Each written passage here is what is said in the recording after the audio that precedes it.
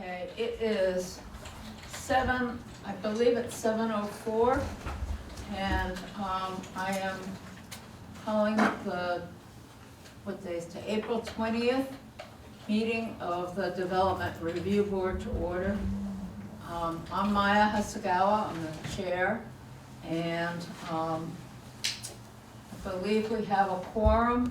We have 2 people on Zoom, and we have 4 people present, so we have a quorum. I'm going to make a few opening remarks and then we'll start with the agenda. I'm going to begin by asking everyone, except the members of the board, and John, you and Dan can unmute yourselves whenever you want, to remain muted unless I ask you to unmute yourself or you are presenting. And I will try to keep track of, with some help, if either Dan, you or John want to speak on an issue, okay? But I also have to look forward so everybody at home doesn't see me looking this way all the time. Okay. At the DRB, we hear applications for land development in the town of Brattleboro and appeals of zoning administrator decisions. Procedurally, the Development Review Board operates on the record. Broadly, this means we take a clear record of testimony from the applicant and any interested parties and then issue a written decision with our findings. Applicants and members of the public should be aware that as we are on the record, this is your opportunity to comment on and provide evidence relating to an application. In the event our decision is appealed to the environmental court, the court will not take or consider additional testimony at its hearing, but will look at the evidence from our hearing, the regulations, and determine if the evidence supports the findings and decisions of this board. Only interested persons that participate in this proceeding may appeal a decision made by the board. So I strongly encourage all of you to speak up at this hearing. As we are on the record, we are going to ask that you affirm that your testimony will be truthful. So everybody who's on Zoom and everybody who is in the present and expects to say something, would you please unmute yourselves if you're on Zoom? And it would be helpful if I could see you also.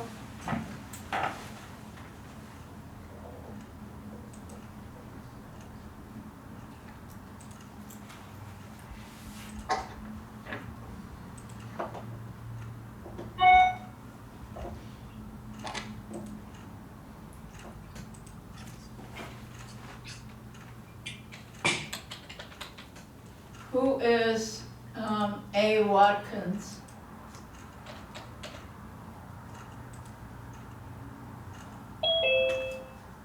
Okay. I was just typing a message in the chat. I didn't quite follow what you said. If we plan to speak at all during the meeting. You need to take the oath now. Okay. Which I am going to administer as soon as everybody who's going to testify unmutes themselves, please, and can I see who you are? Oh, here. All right, there you go. Thank you. Who is Jay Goldza? He's connected to audio. That's my partner. He's going to join us in about 10 minutes. This is for JMS Capital. My name is Stefan Mostanovic. Okay, that's fine. When he gets on board remind me before he says anything, he has to take the oath, okay? Okay. No problem. All right, I am going to administer the oath, so please unmute yourself so that I can hear your response. And if you're in the audience here and you're going to speak, can you stand and take the oath, please? No? Okay. Not planning to speak? Yeah, just listening. Okay. All right. I hereby affirm that the evidence I give in the cause under consideration shall be the whole truth and nothing but the truth under the pains and penalty of perjury. Everybody please say, I do, and raise your hand so I can see that you. I do. I do. Okay. Did everybody do that? Okay. Thank you. You can mute yourselves again and take your pictures, take your video away if you want. We just had someone join. What? We just had someone join. Well, they'll have to take the oath if they decide to say something. Great. Okay. Applicants require a majority vote of the full board to succeed. That's 4 votes out of 7. And we have 6 people here, so you need 4 out of 6. If we do not have a full board present to hear your application, then we will consider a request to continue your application to the next public meeting. And I don't think that's the case tonight. After taking testimony, the board will close the public hearing and may vote on your application. The board will issue a written decision within 45 days of the close of the hearing. While we may vote on an application, it is the written decision that controls the timeline for appeal. It should be noted that the town of Brattleboro is a party with an interest in land development applications. The town does not have a special status before this board. Documents provided to the board by the town planning department, town attorney, or other town departments will be considered in exactly the same way as information from the applicant and all other interested parties. Okay. And I have a motion to approve the minutes of March 16th. A motion that we approve the minutes of March 16th. Is there a second? Second. And I believe they've been corrected, Dan. Excuse me, sorry. I think they've been corrected so that you no longer appear as having attended. Got it. Okay. It's been moved and seconded that we approve the minutes of March 16th. All members of the board, please raise your hand if you, let's see, okay. 6-0.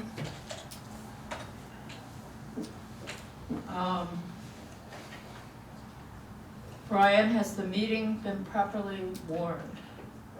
Yes, it had, excepting, I think, the non-material flaw that I had the wrong name for Bordertown Farm and used Bordertown Land Farm instead, but I don't think that's impactful.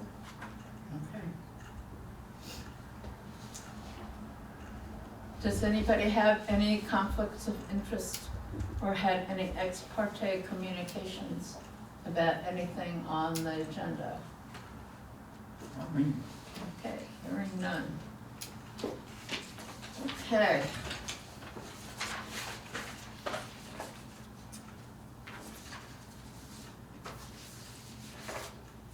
The first item on the agenda is 2022-7. Chad Tinti, I think I'm pronouncing that correctly, and Ross Little, Rural Residential District, request for site plan and conditional use approval to change their use to a inn with a boutique at 770 South Street. Is there somebody here to present that? Yes. We both are. Okay. Did you both take the oath? We did. Okay. All right. Can you talk to us about your project? So we are looking to change the use of our residential property to turn it into an inn. We currently have 4 rooms, which 3 of them would be occupied by guests.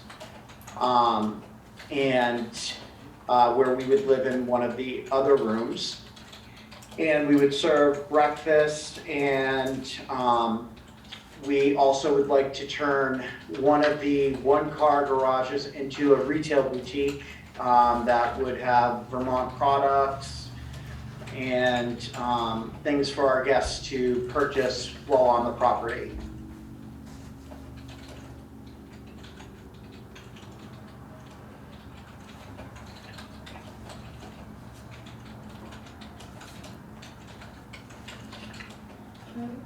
So you would have up to 6 guests. Correct.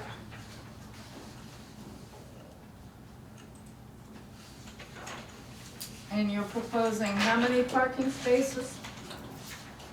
Well, there's room for 6 parking spots. Because we also have a 2-car garage that we would be parking in.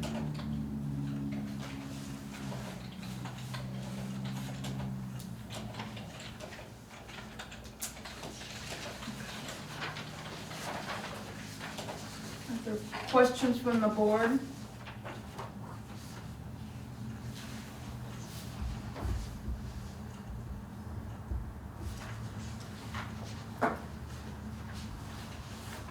Nora, you look like you're about to say something. Yeah, I'm kind of interested in, what are you doing about, kind of the construction? Those look like garages right now? Are they, insulated, and do you have plumbing and all that kind of stuff right now? Are you hooking up to the town, or are you on a well and septic? We're on a well, and the main building is really only cosmetic stuff that we're doing on the interior of the building. You know, we're gonna replace siding and windows, things like that, to make them more energy efficient.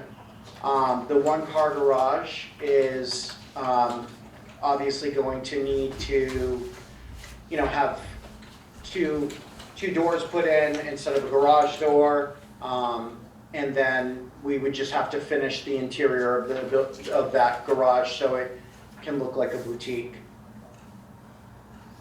So you have a well, do you have a septic system? Yes, ma'am.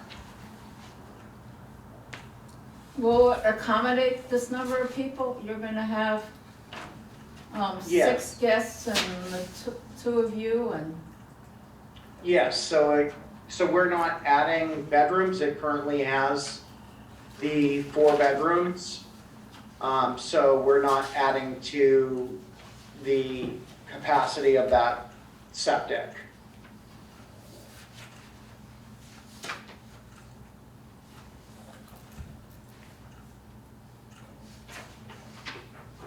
okay. And do you have, I don't think it was clear what you do with the snow removal. Now, I mean, I assume that you won't change what you're doing, but what do you do with the snow? So this is our first season up here, and we had a company that would plow it. And then we also have a snow blower, so are you talking about where it's placed? Yes. Okay. Where does the person who plow it push the snow? So there's an open space that's by the 1-car garage that is where the snow goes. Yeah.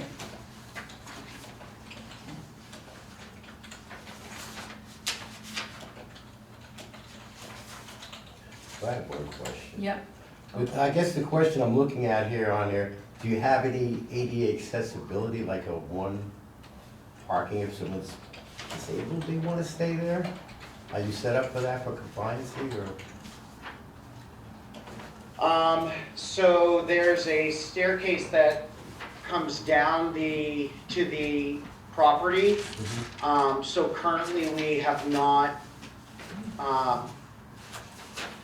not accommodated that yet.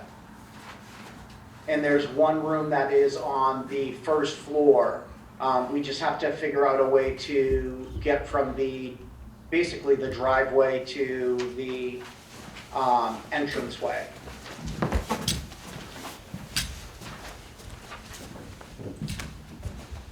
Staying with the snow question for a second, just to sort of wrap that up. They were keeping how many parking spaces open this past winter? Were they keeping 6, 8, or were they just keeping like 2 this past winter? So the entire space was open. Mhm. So every spot would be available if those spaces were there. Basically, like, it's not a business now, so Mhm. there's, where the snow is put, it is cleared from all of the parking areas that we have. Mhm. Fine. Yeah. To follow up on Gary's, from what I can see from your picture here, it looks like you've got about 15 steps from the parking area down to the house. Does that feel about right? Maybe 7 to 10, I thought, but let me see.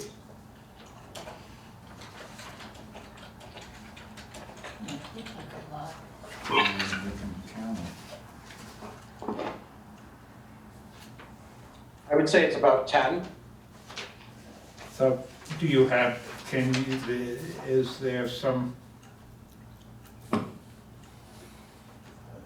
you have plans to put a ramp in or something? I mean, it certainly looks like you have room to put in a ramp of sorts. Well, it would have to be constructed towards the side of the stairs, and it is something that we are looking at, but it's just not something that has been done yet.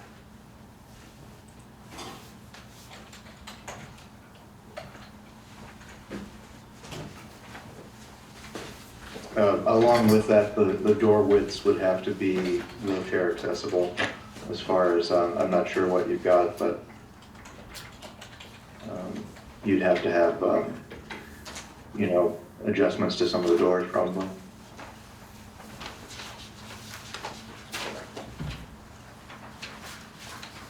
It's not, the accessibility is not a requirement, but it is something that we encourage because it's a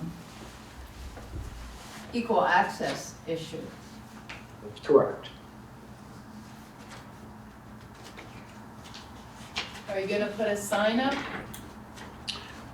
We have discussed it, and we are looking at all the rules for the signage, but it isn't something that we've finalized as of yet. And, we want to, what we presented is, it would be something that is allowed by the town, and then if there was any lighting, it would be down lighting that would be solar. But it isn't something that we finalized at this time. Do you have, you're gonna have lighting in the parking lot, parking area? Or on the garages or on the house? Yes, there's currently lighting. Okay. Downcast? What's that? Is it downcast? Shielded and downcast? Yes. Because I see on the one-car garage, there's a couple of floodlights that are pointed straight out. Yeah, it So- didn't look Sorry, go ahead. downcast. The lighting should be shielded and downcast. Yep, so those lighting is changing. Yeah, Correct. So we're purchasing lights that are energy efficient and that is down lighting, because we knew that those were not gonna meet requirements, but Okay. we have a electrician coming May 25th, I believe.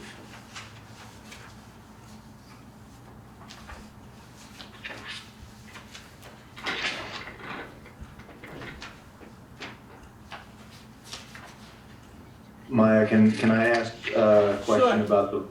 about the retail aspect? yeah, So, I think I understand correctly that you are planning to sell individual items to your guests only, and that it would be essentially like I don't know what you call it, the gift shop at a hotel type of situation. But and that's a, business decision to make for sure, but I'm curious, along with well, you gave a description that says, snacks, water, soft drinks, apparel, et cetera, being sold there. If it's advertised on your signage and so forth, then I think you're talking about a kind of a different animal as far as retail, whether you call it a boutique or not. I just don't know how that how much. I think if we handle just the 4-room conversion aspect, I would hold off on that myself, especially if the space is not ready for that sort of use. So it's not gonna be advertised as separate from the in portion, it's just going to be an added amenity for the guests at this time. And if it is something that we wanna expand in the future, then we would, hope to come back before the board to open it to like the public. But as of right now, we just wanna have something for the convenience of, for the guests, having convenience of, if they want a snack and those type of things.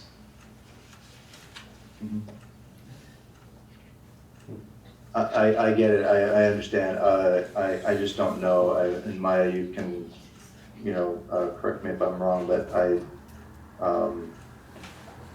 I don't know how to integrate that into the conditional use permit aspect of this. I just don't know.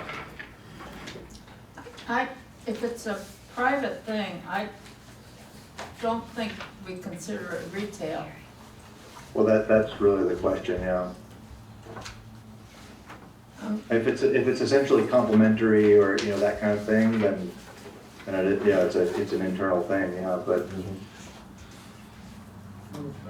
But it wouldn't be, it's their purchasing items, so I think that's why we,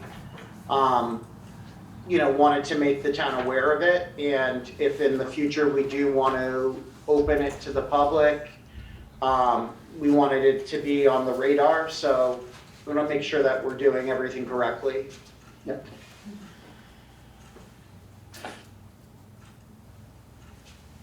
Well, a store is a conditional use in a rural residential. I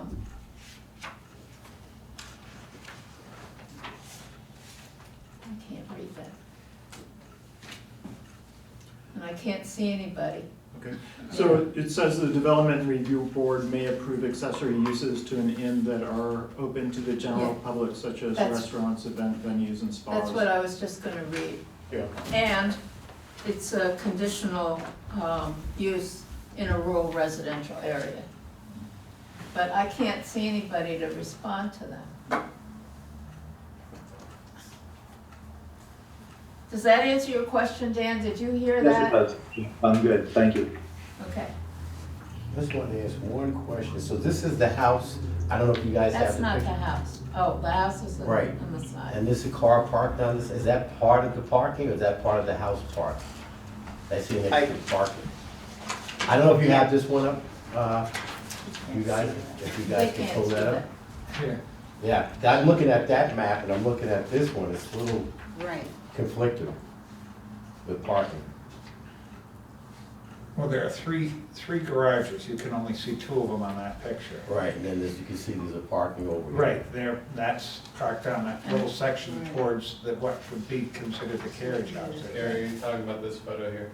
Yes, Okay, I'll show you this. so that's 1, 2, 3, 4, plus these here, right? So that's a little bit more than, So that's the one-car garage, the two-car garage, and where that other car is parked, there's almost like a bungalow, type of an older two-car garage right. there. There's parking there, parking here, and then there's another parking area, to the, to the left where that bush is. Yes, So beyond that, there's more parking, so. which I tried to submit a picture of that. Yep. Yep. See, Yeah, because on the one hand, it's like a tissue paper. Okay, but this, I'm sorry, Captain Jones, right here we have three structures. If you go back to that one there, the Mhm. colored one, where is this little one? Where is It- it? it's- Where is it's it? tucked behind the two-car garage. Yeah. Yes, You can't So- see it in that so it's- picture. Yeah, that one there is behind, The car is parked, the car that you can see, And the other, Oh, there you go. the other slide? the car that you can see in that other picture is sort of in that driveway headed towards that back And the bungalow. car is parked in front of it. Right, and that's the The stairs house is- going down, okay. And that's to the private, and that's where the other, okay, I was just trying to get an accurate how many Yeah. parking. Well, So- plus they have another 5 lots, On 5 that side. spots over on the other side there. So go back to that when you were looking, no, This one here. that one. Yeah. Which of those three structures is gonna be the boutique? the one to the right, that one with the one-car garage. Okay, and what's the other one? Maybe. nothing. It's gonna be nothing? Well, they're not gonna you're not gonna use, you're gonna park in the two-car garage, right? Yeah. And, the other structure's not gonna be used for anything. Is that correct? The one on the left, Yes, correct. okay. Does that answer your question? Yeah, kind of, okay.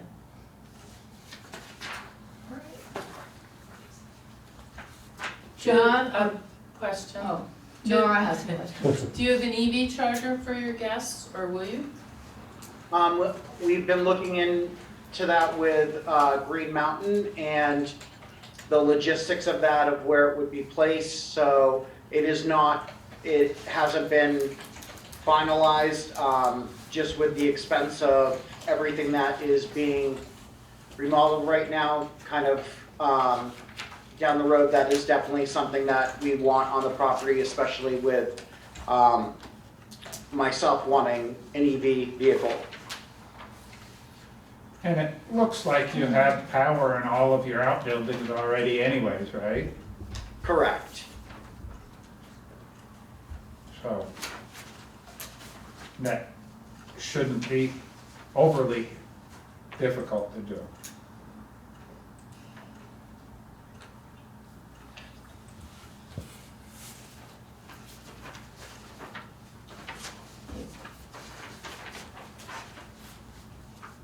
I have one comment. John, do you have a question? Yeah, I have a comment. It appears that this is a change of use from a single family to a place of public accommodation. Yes. And that likely falls under the jurisdiction of the Division of Fire Safety. That's true. That's true. Mhm. That's not our jurisdiction, but the Division of Fire Safety will answer any questions, particularly regarding accessibility and life safety. Yeah. So, Sorry, have you, did you hear that? so we should make that as a condition. I think it already is a typical condition. Yeah, but we should make sure that you know. Yep. One, you have to have a Knox box for the fire department, and two, they're gonna have to come out and look and make sure that there's a turning radius for the fire truck and all of that stuff.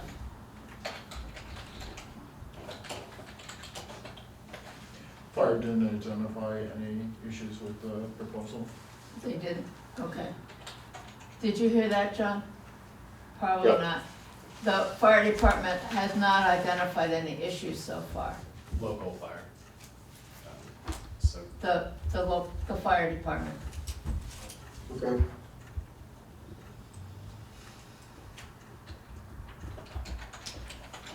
Are there any other? May I ask sort of a context question? I like the idea. I just, I wonder if you've talked or had a chance to talk with your neighbors about, especially some of the issues that may come up, just out of curiosity.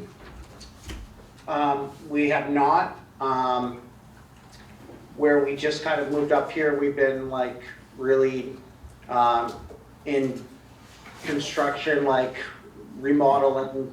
It's been kind of difficult to get out and about. But we do plan on meeting our neighbors, and it's a big property, but we're not looking to have anyone under 21 here. It's we want it to be a really nice experience for anybody who stays here. Mm-hmm. Now, do you have anything as far as bike racks, or like people now, as you know, probably doing a lot of EVs, not just cars? I didn't know if that was something that you were gonna install along with that. Correct, yes, we will. We're actually looking at different companies to have 6 to 10 bikes available. Obviously 2 for us, and it's a company, we've talked to a couple different companies, so we do plan on having that with helmets, and we've been also looking at, working with local businesses for winter sports and things like that, so we want to be a part of the community. Just a question for Brian. It was brought up about meeting your neighbors. Wasn't there was a warning that was sent out? Wouldn't they have their neighbors know that they were gonna be here? Yes, and one of the neighbors did actually call. They were interested in the project and they seemed supportive. Okay. I guess my last Jeopardy question is, now that we're going solar, have you guys considered anything with Green Mountain Power and storing any solar up that way? We've looked at it, and right now, just with the expense of it, it's just, right now, I would say it's not on our radar, but we've discussed it as something we want to do in the future. It's just, I think financially speaking, to be honest, like, it's not going to be something that we could do this year.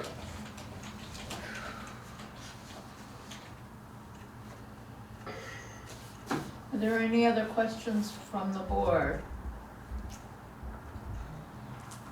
Actually, just one more to go back to the sort of the carrying capacity of the septic system. I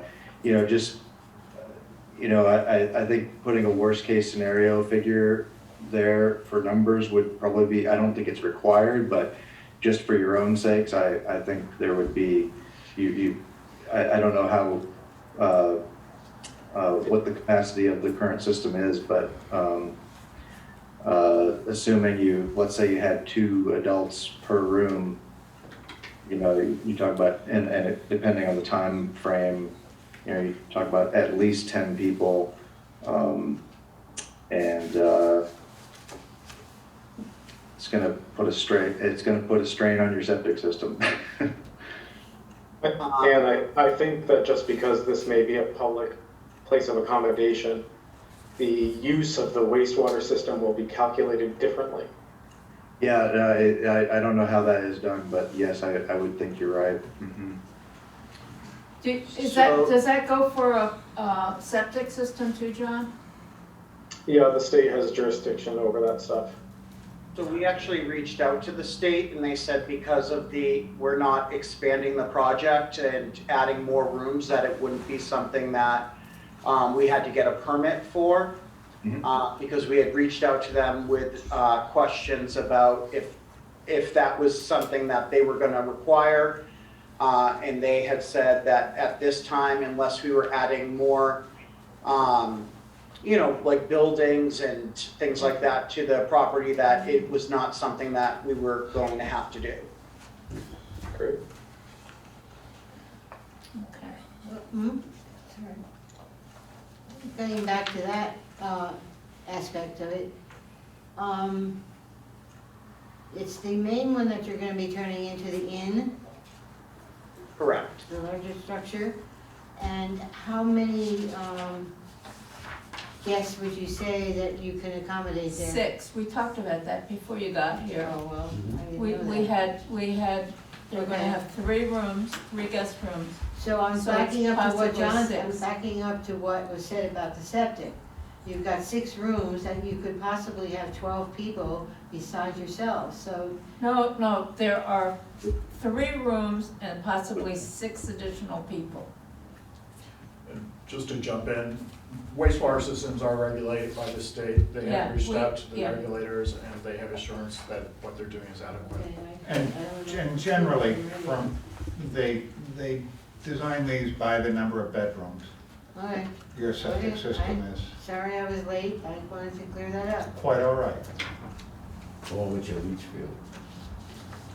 It's a long hill. I was just curious, what would that be going, the leach field, if that were? I'm sorry? The leach field, who were you planning if you were going? They already have a septic system. Oh, that's so in you already place. said. Okay. All right. So no additional? Excuse me. Are there any further questions from the board? Any comments from the members of the public? Anybody on Zoom that wants to comment? Actually, if I could extend the question there, were you planning on putting a bathroom in the boutique? No. Okay. Yes, there's a comment. Can you Thank say your Good evening. name and where you're from? My name is Sam Angel. I'm from West Brattleboro. I'm actually here to represent an applicant in the next proceeding, but I did want to say, just since I've been listening to this application, I really support this kind of initiative that people like this take in our town. I've lived here for 25 years. I've been an attorney here for 25 years. And it's the kind of development that I think is thoughtful, and it's rural, and they're using some of the strengths of the town to attract foreign investment. And I think that's good for the town. And I wasn't gonna say anything, but since I've been just sitting here, I just wanted to add that, because I think it's important to note that we are in a changing economy. And the type of thing that we're seeing here, I mean, you gotta dot all the i's and cross all the t's, there's no doubt about that. And there's a lot of i's and t's in this.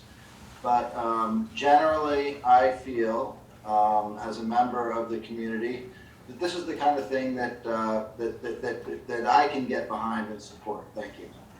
Thank you. Thank you. Is there a motion, let's see, did we put any conditions on this? No. We haven't. Just the lighting. Yeah, So the there's- lighting has, well, it's a standard condition, right? Yeah. So a signed application shall be submitted for administrative approval Okay, and contact the Division of Fire Safety.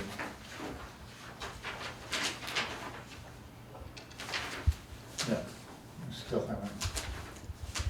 Fire state would be, yeah. It's, but it just says it. yeah.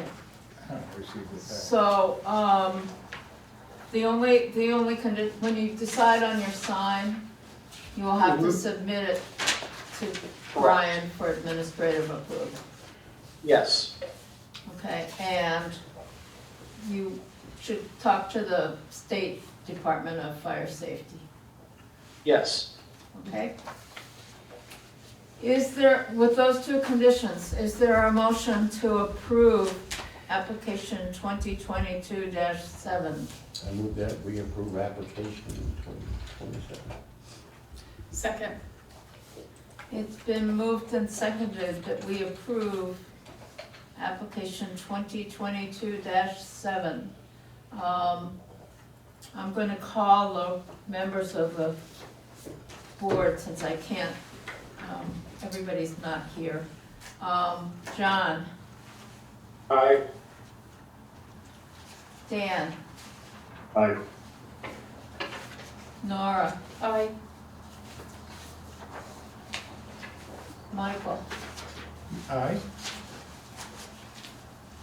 Gary, Aye. Catherine. Aye. And I will vote aye. And so, since we have 6 ayes, there are no negative votes. 7 now. Yes, Oh, 7 votes, you're right. So your application has been approved, 7-0. Thank you very much. Thank you. Thank you. Good luck. Thank you so much. Yeah. Okay. Moving on, 2022-12. Peter Vandertuin. Residential Neighborhood District, request for plat approval to create a parcel, residential parcel at 91 Greenleaf Street. Okay, who is going to present this application? Sam, Angel. Thank you. If I might quickly, I don't know if I need to be sworn in. I am an attorney that is representing Peter and Trudy Vandertuin. Were you- He needs to get sworn in. You weren't here when we, Attorneys don't need to get sworn in. okay. I'm an officer of the court, so I'm No, not sure. no, you don't have to be sworn. Well, under pains and penalties of perjury, I do say the following. Okay, I wasn't here, I understand that there was a prior board meeting, and I wasn't there for that. But I would like to bring the board's attention to a few documents that have been submitted as part of this recessed application hearing. And those documents are as follows.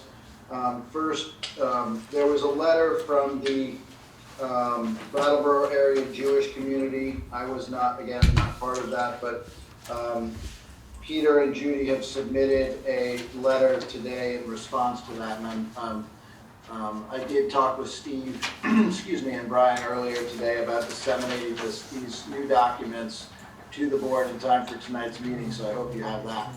Also, I would like to bring your attention to a Google map that I thought would be helpful in, I'm a visual person, so for those of us that are, this seemed helpful, and I hope that everybody has that Google map. Across the top, it's a, excuse me, it's a horizontal depiction of the area from an aerial view, and across the top it says Vandertuin 4/20/22, and I'd be happy to answer any questions about what any of those bold lines mean.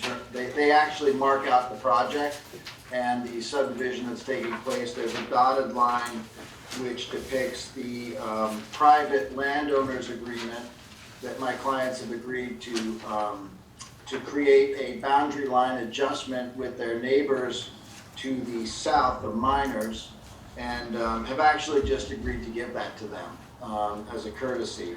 The map also, I do want to point out initially, even though you may not have it in front of you, we can talk about this more, but the map does clearly show a large stand of mature maple trees along the western border of the property and the project. that borders the, that borders the community center. And that just addresses some of the issues that Mr. Vandertuin and Ms. Vandertuin addressed in their letter that was the previous submission I just referred to. So for those reasons, I think that was pretty relevant. Also, I have quite a bit of experience in dealing with subdivisions and lots that are created and served by a single private drive. And that experience, I think it's always good practice to have a document that reflects the way in which that drive will be maintained and how that structure is organized. And so that document is called a Declaration Confirming Road Maintenance Agreement. It is a standalone document that also would be recorded and would become part of the title. It runs with the land, so it would be appurtenant to the owners of the land, not only now but in perpetuity, unless amended as set forth in the document itself. And the fourth document, I'm not sure. I believe my understanding from speaking with Brian is that the subdivision plan had not been submitted at the last meeting. That is now submitted. It is a survey done by Thomas Wagoner, and there are a lot of lines on there, and it may be a little bit confusing, and that's one of the reasons why I produced the Google map, because that sort of simplifies what the project is about. But I think if you looked at the survey in connection with the Google map, it gives a pretty straightforward understanding of the project that's being contemplated here. It's hopeful at this point that all of the documents are submitted that are necessary for the board's consideration. Oh, and by the way, thank you for your consideration. I know you do this voluntarily. I have done similar things, and we live in a great community, and it's on behalf of, everybody does their part, right? So I'm just hoping that at this point, if you have any questions, please address them to me. Peter is here, the applicant is here and is present and can answer questions.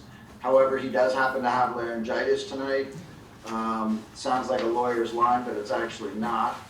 And I'm happy to answer any questions you might have in order to get this application moved through tonight. Thank you.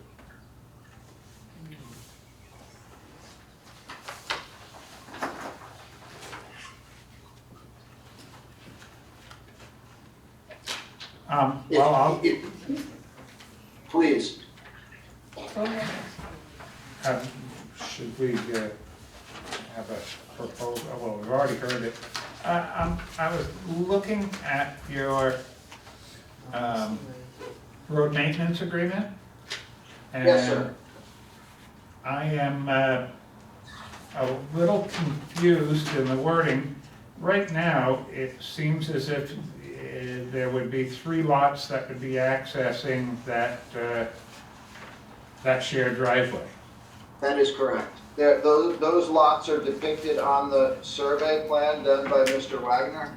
Okay. They are, the lot nomenclature is very confusing, and I'm very happy to try. No, I understand all that. My question is, as far the way things are written up, it's confusing to me anyways, as far as if Peter and Trudy were going to be owning both Lot 4 and Lot 3, and someone else would be owning Lot 2, would Peter and Trudy be doing 2/3 of the maintenance on the driveway, or just half of it? Thank you. It's an excellent question. That's addressed in paragraph 5 of page 2. All right, I just got this today.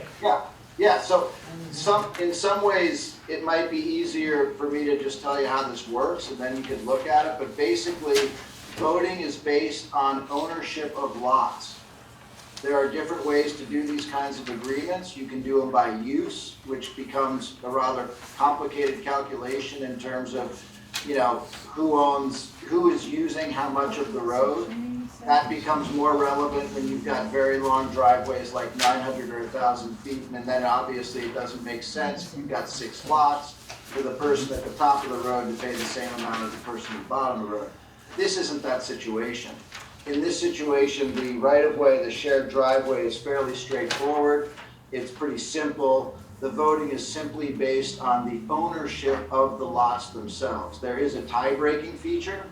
The tie-breaking feature is that if for some, actually it doesn't apply now because the proposal is for 3 lots, so by definition, by mathematics, there couldn't be a tie. But if there were a tie for some reason, you just think about hypothetically whatever, because this is going to be in perpetuity, it's going to run with the land, that the acreage would actually determine the tie. So the number of acres that somebody owned would then become into consideration, but only in the event of a tie. Otherwise, it's simply by ownership. I was not, my question was more for the cost sharing. Right, the cost share is pro rata based on ownership of units. So if there are 3 lots, then Yep. they would be divided into thirds. Okay, that was my question, and that, it was confusing to me, I couldn't quite figure that out, whether it was. Okay, yeah, you're right, that is not contained, that's a good point. So where that is contained is, let me get to it. Kind of in 4, I guess, but. Cost share, 4, yes, that's right. So it says the cost share shall be divided between the number of owner of lots serviced by the road, whether a lot is improved or otherwise. So, if it's not improved, such obligation to be shared pro rata in proportion to the number of lot owners using the gravel drive. So under the current proposal, that would be 3. Okay. The Vandertuins would own 2 of the lots, remaining lot 4 and lot 3. They would therefore have 2/3 of the obligation of the cost share. Okay. That was your question. That was my question, thank you. You're welcome.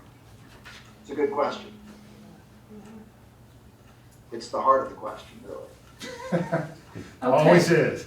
So as I understand it, the plan is that the existing house will be sold and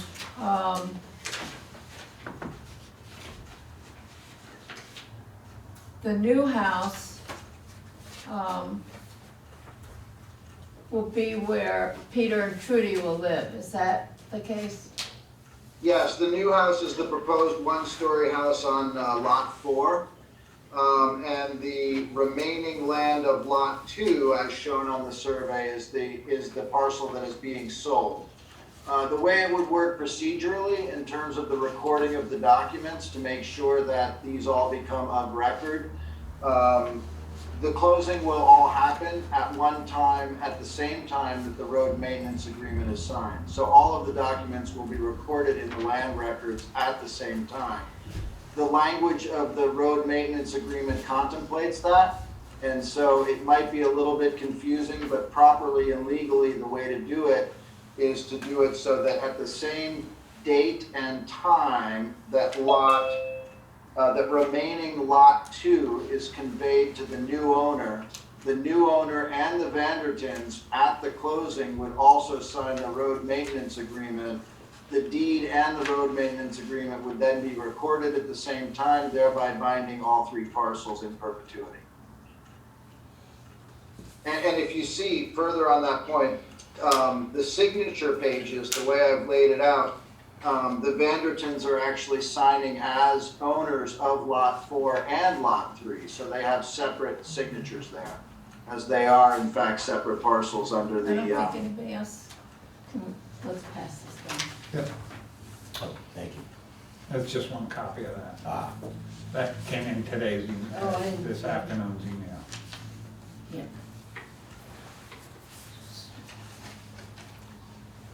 You have a question? No, that answers my questions. That's what I wanted to see. Okay. So Maya Can- is a private drive that will serve 3 potential homes. It does have to be named, so the applicant should propose a name for the laneway. Oh, I didn't know that. Because 3's a magic number?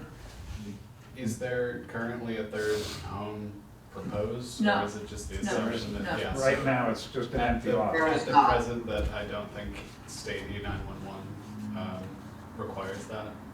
But if a third home was to be built, it would trigger that requirement, as well as also, Even if there are 3 separate lots on one driveway, yes, they don't, if it's, there are 3 separate lots, but only 2 structures. The third three structure would address require a structures. name.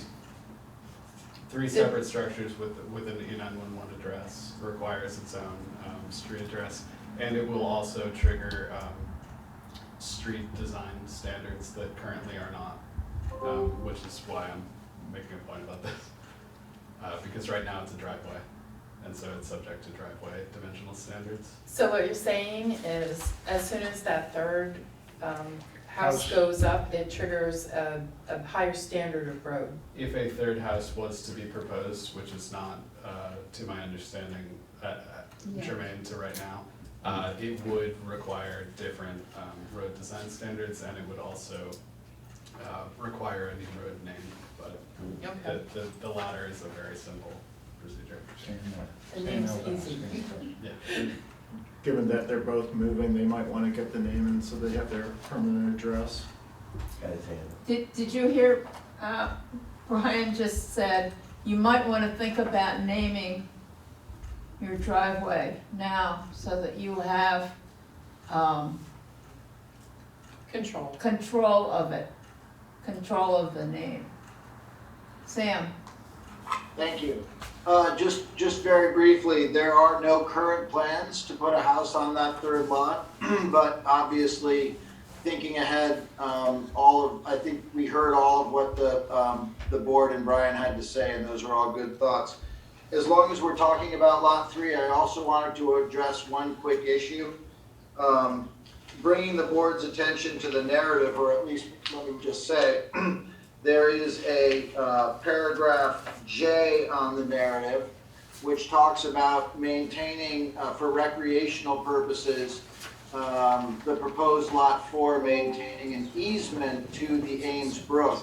And I just wanted to say that because the Vandertuins actually own lot 3, which does have access to Ames Brook, there is no legal, let me see how I can put it.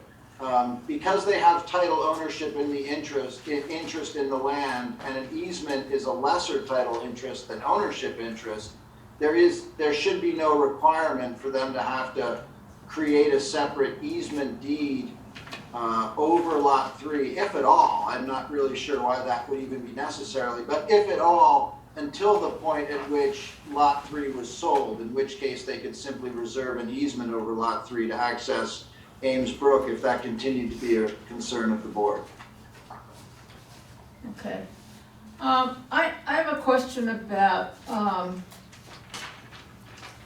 the character of the neighborhood and the fact that lot 4 is going to be considerably smaller than, I'm pretty familiar with Greenleaf Street, and it's gonna be considerably smaller than the other lots in the area. And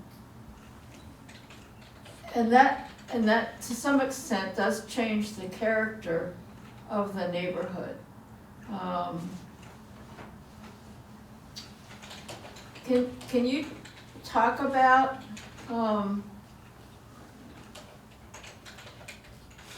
how you think the smaller parcel actually fits in with the, Sure. that, I Yeah. can't see anybody. I'm sorry. Yes. I Can you hang on? Okay, now you can speak. I'm sorry. Yes, I can address that. Certainly visually, when you look at it, it's quite a bit smaller. However, the character of the area is single-family residence, which this certainly is.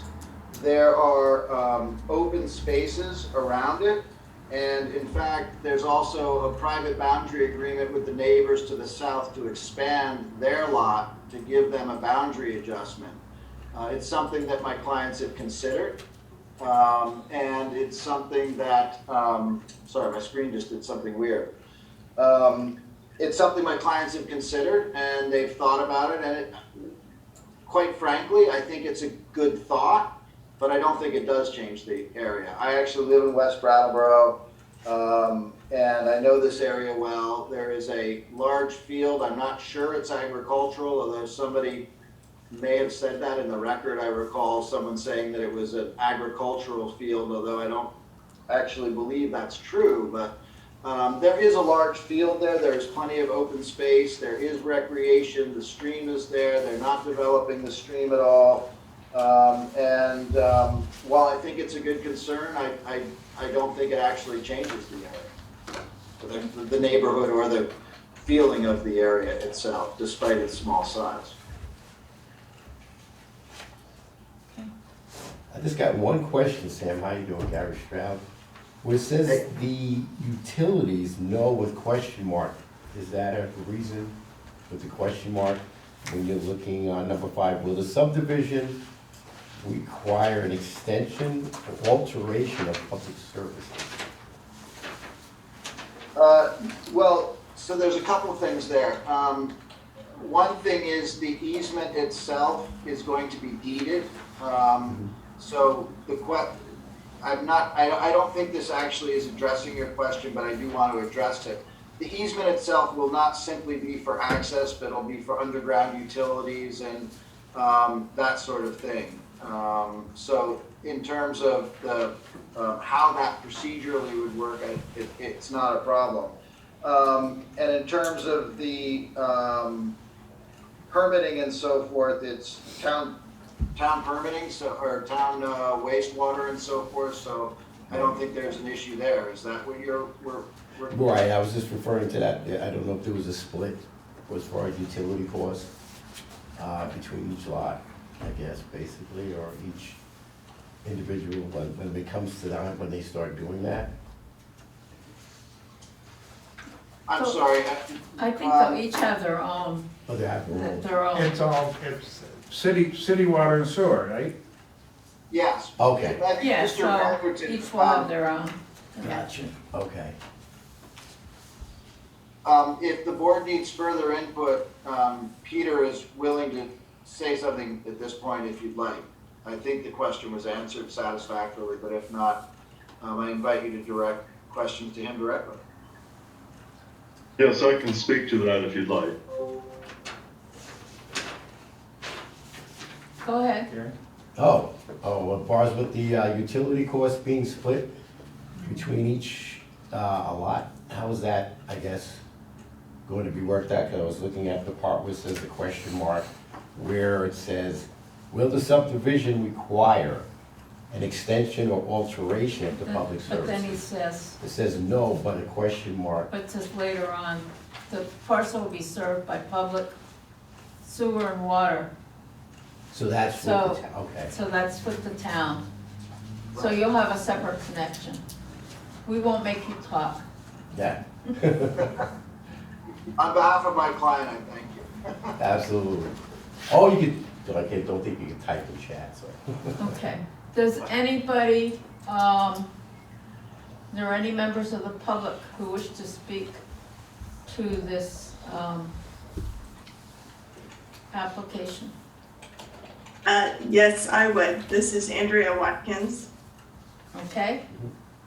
Go ahead. So first off, for, public access, is there any way for members of the community attending via Zoom to see these recently submitted documents?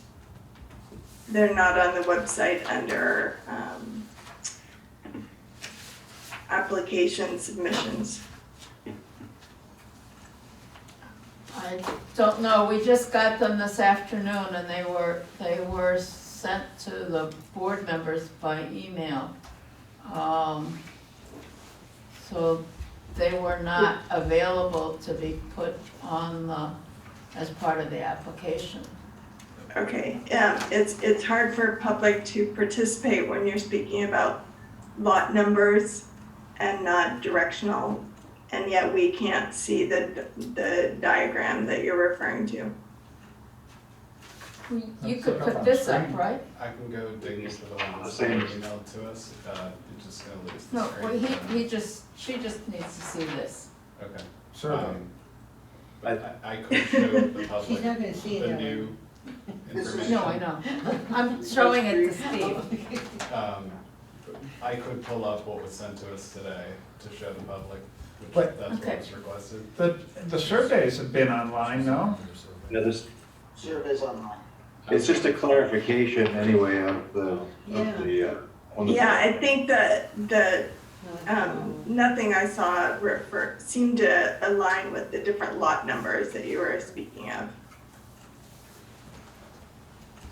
The preliminary subdivision plan has it. Well, no, that's not gonna work. No. No, Do he's, you have a concern, Ms. we're just showing, we're just showing Steve what we're looking for, that's all. No, that's not. So the most That's recent the old one. one. Yeah, The that's the old most one that recent one. was there. So this is the old one in there? It's the one that's titled Staff Sketch. And I guess while you're trying to bring that up, could I get a clarification where there's a private road, what is considered the front of the parcel such that there's various setback requirements for front and rear? Is the front the Greenleaf Street side or is it the private road side? The private roadside. It's the private road. The private road, okay. Thank you. There it is. There it is. Ta-da. Oh,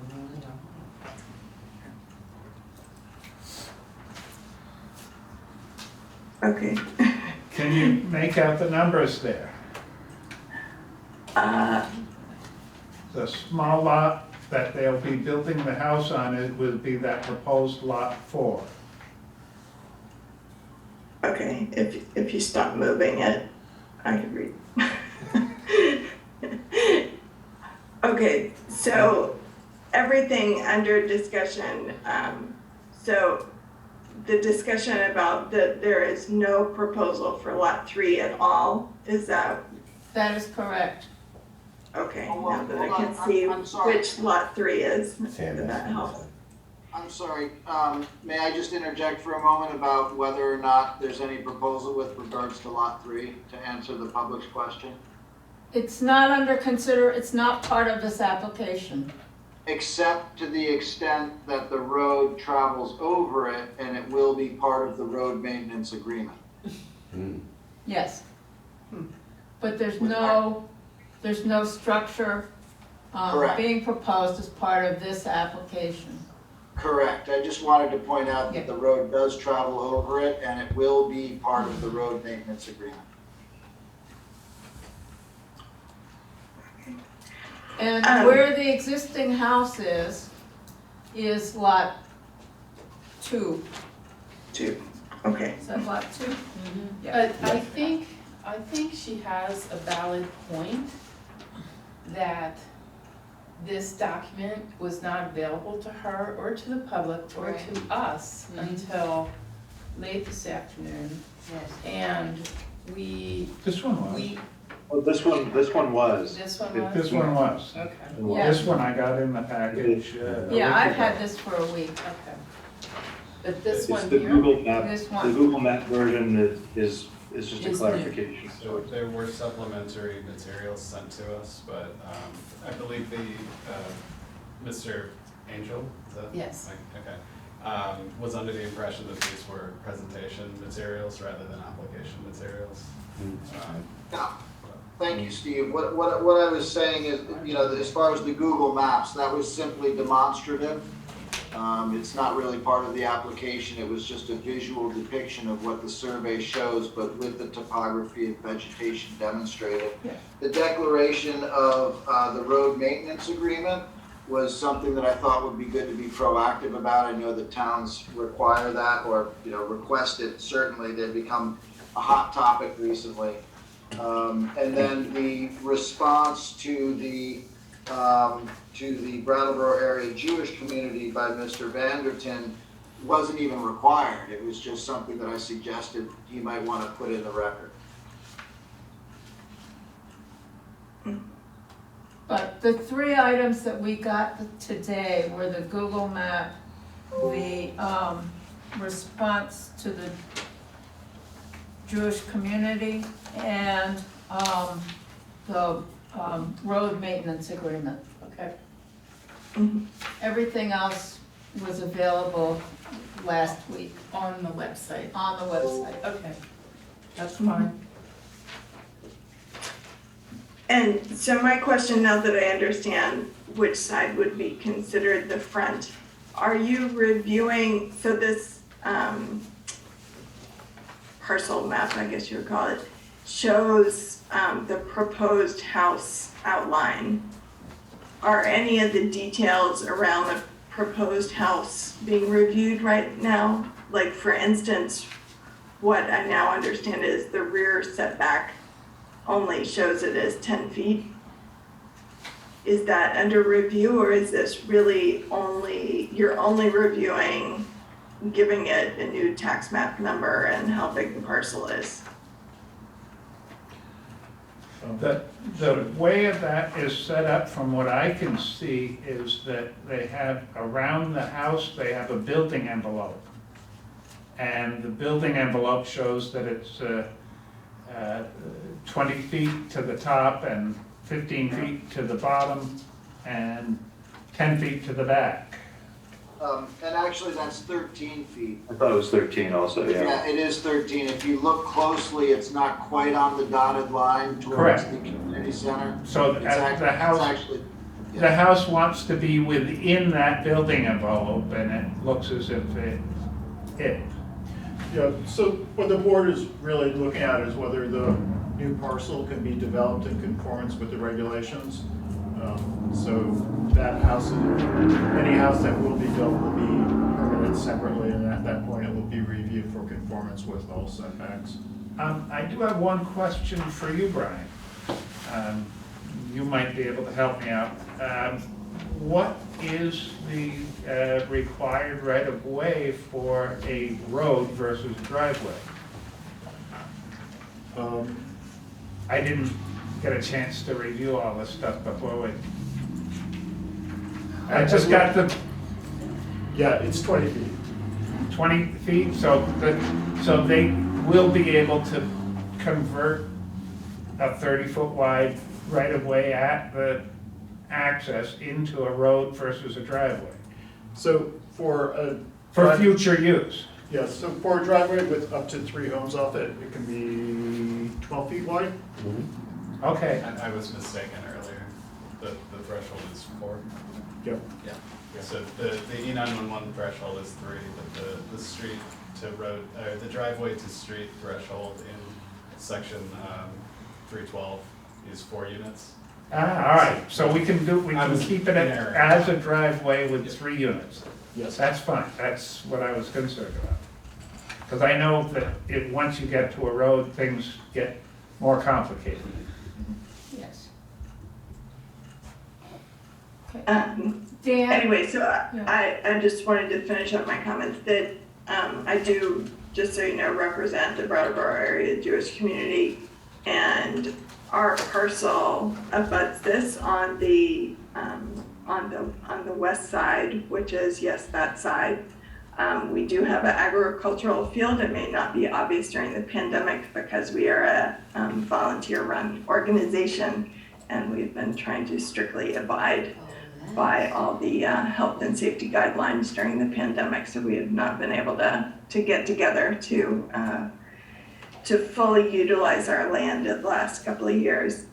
Our concern is that the occupants of the structure that might eventually be built on this parcel, that with whatever it looks like to me, 10, 13 feet, having a porch that close to an agricultural parcel, that they will be disturbed unless they put in some plantings to buffer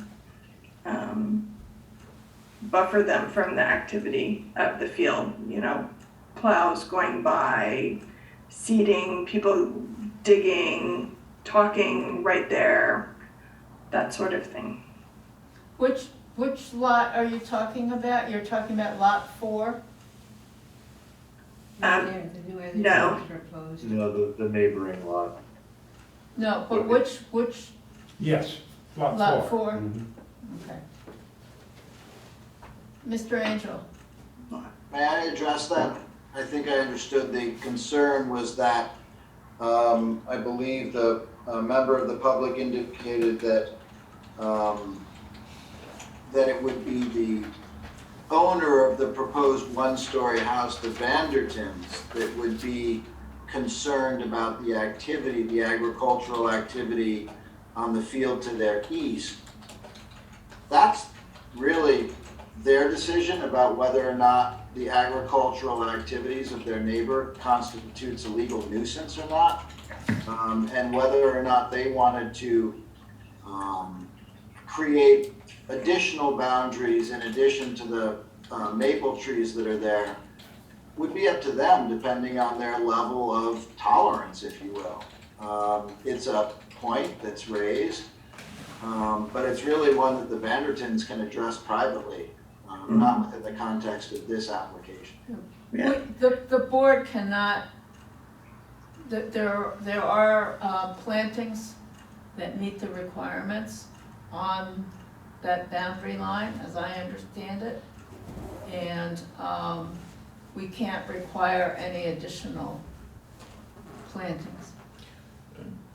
And also, the agricultural use is a permitted use in the district, and even if there were conflict between neighbors, they certainly couldn't impinge on your use. That's very good to have that publicly stated, thank you. Are there any other questions? Any questions from the board? Any other members of the public wish to speak to this application? Now, we understand that the application is only to create the subdivision. That's correct. The application is to create the subdivision in what is depicted as remaining Lot 2 and proposed Lot 4, as well as the boundary line adjustment to the minor's parcel, parcel 23-51-71.1. That little slice of land is no longer necessary for the Vandertuins, and they are actually just giving it to the minors. And as I think I stated before, the minors and the Vandertuins have come up with their own private arrangement regarding the boundary line to the north. But that does say, the dotted line, it says boundary line to be eliminated. I believe, Brian, that would just be a lot line adjustment that's being taken care within the context of this application and wouldn't need a separate. Yeah, that's boundary line correct. Yeah, That's boundary line determination, thank you. And that dotted, I'm sorry, just one last point. That dotted line, the boundary to be eliminated, also appears on the Google map as a dotted line. I'm not an artist, but I did try to match that to the survey. Yeah, okay. Thank you very much. Does anybody else have any comment on this application? You understand that I would entertain a motion that we approve the creation of this subdivision. I'd like to make that motion. Thank you. I'd like Is to there a second that. It's been moved and seconded that we approve the creation of a subdivision at 91 Greenleaf Street. I'm going to call the roll again. Can I see, take the map away so I can see John and Dan, please? Okay, are we ready to vote? Yes. Yes. John, Aye. Dan, Aye. Nora, Aye. Michael, Aye? Gary, Aye. Catherine, Aye. Maya, aye. So the vote is 7-0, and the subdivision is approved. Thank you very much. Thank you all very much again for your service. It's really great. what Thank do. you. Thank you. Okay, where are we? What? Borderland Farm. Bordertown Farm. It's Bordertown. Bordertown Farm. Typo. Yeah, they type out Okay. made in many places. Aye. All right. We'll now move to application 2022-20, border, what is it? Bordertown Farm. Bordertown Farm. I'm gonna say Borderland. Bordertown Farm in the institutional district. Request for local act 250 and preliminary approval in the planned unit district to construct a 2,500 square foot cannabis indoor grow facility at 40 University Way.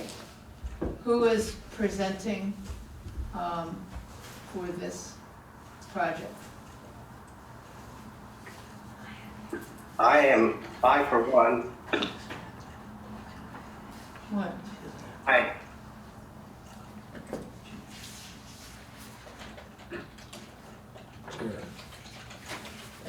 Mr. Ralston.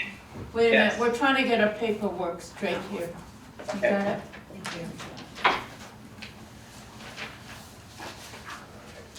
Okay, can you talk to us about your project, please? yes.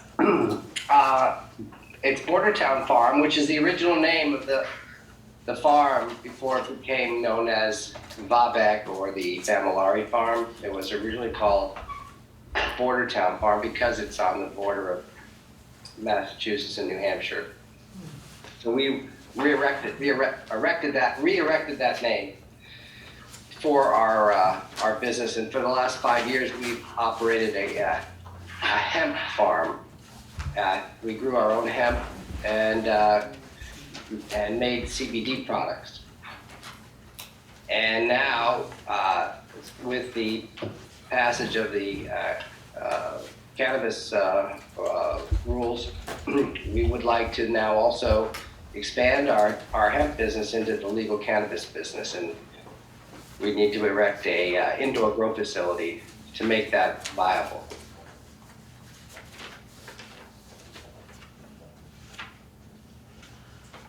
Okay. So,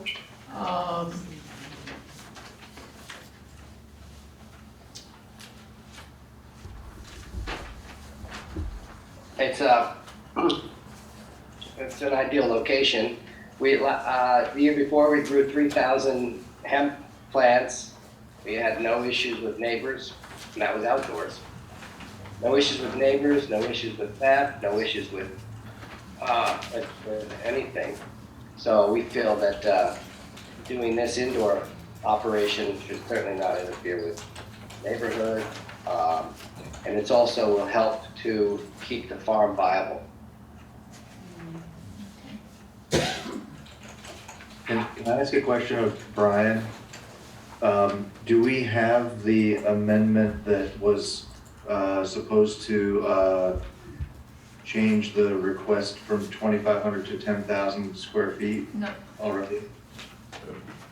Mr. Alston can confirm that if that is in fact his plan. Yeah, it's actually 12,000. This is, it's a new industry, and as we've done the research, we found that in terms of economies of scale, that a 12,000 square foot footprint would allow a 10,000 square foot growing area. And that is considered the minimum size for economies of scale. You know, because the equipment that's involved, it's either you either have to use larger equipment, HVAC, lighting, that sort of thing. Using efficient ones for the larger ones, larger size grow operations, as opposed to, like I originally thought of just doing a 5,000 square foot, but having done the research, it's more efficient to go with larger equipment and use a larger space. So I would like to amend that to 12,000, which would accommodate the hallways and other rooms and stuff that would can accommodate 10,000 square feet of growing canopy. So it would essentially be the same design, floor plan? We are only looking at whether he can actually build this and to look at the planned unit development. I don't think we don't have approval of the actual building. Is that the case? That's correct. Yeah. So you can do the approval of the actual building in the final plan. Yeah, this is a preliminary review. But you So- can also make suggestions on Yeah. what you would like to see in Yeah. a revised design. Yeah, if you, Dan, if you think you'd like to see the building look like the one that's, or similar to the one that was shown us, which does fit in with the barn and everything that's already there. Yeah, then the only reason I ask we is can it's encourage going to- that. Right, the proportions essentially will be the same. It's a, you know, the one they submitted was 110 by 65, so I'm We're just gonna go guessing. 85 by 1/3. 85 by 1/3, yeah, just proportionally.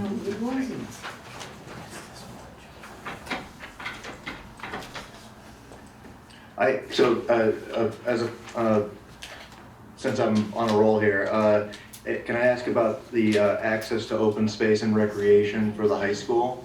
Yeah, that'd still be available. Sure, I understand that, and I really appreciate that it's been open to the school for many years. I just, I know that the UHS doesn't have any right of way or anything like that. I guess it's just a question of feasibility wise, what your thinking is on changing the use by the students after the building was. We would have no objection to the school continuing to use as they have.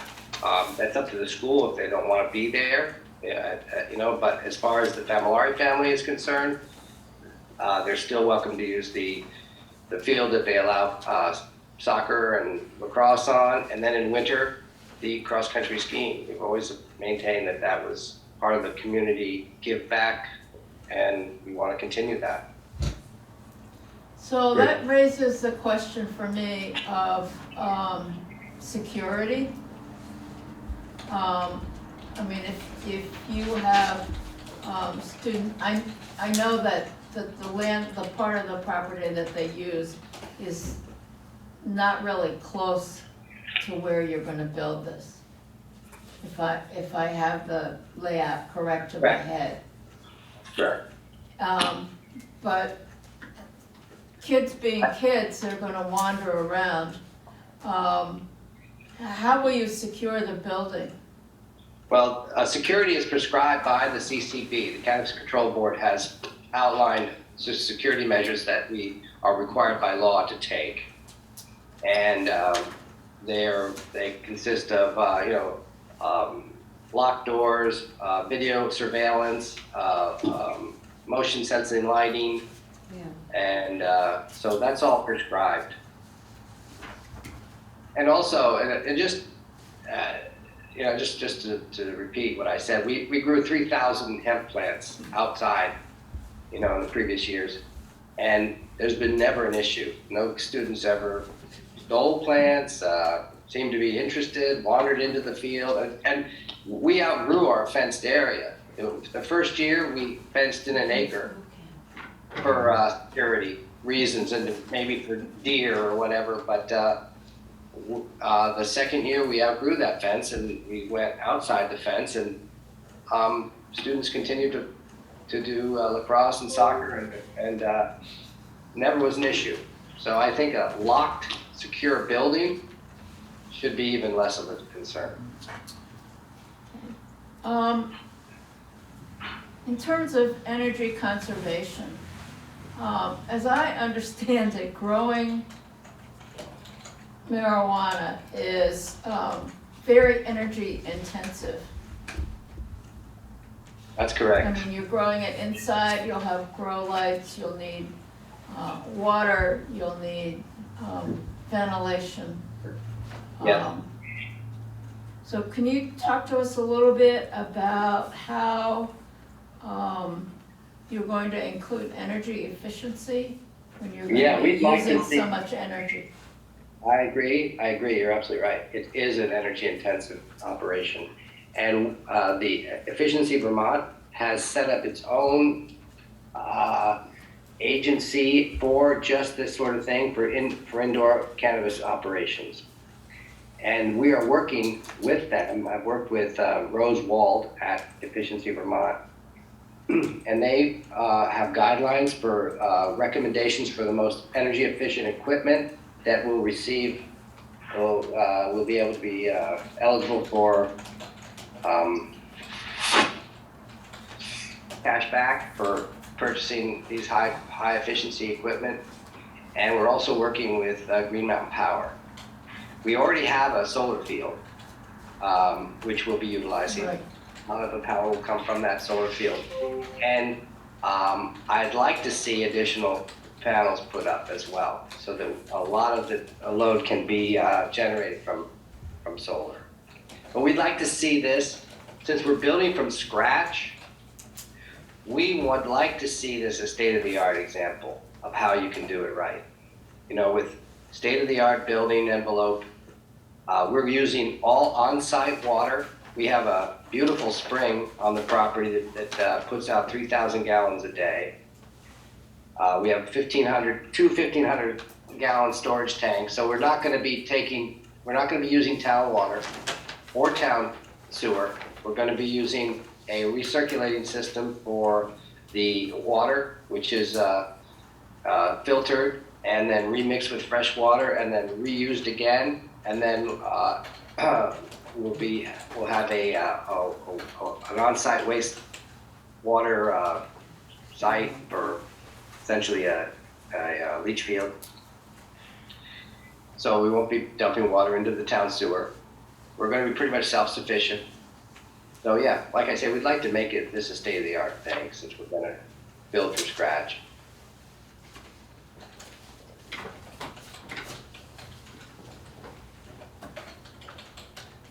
So,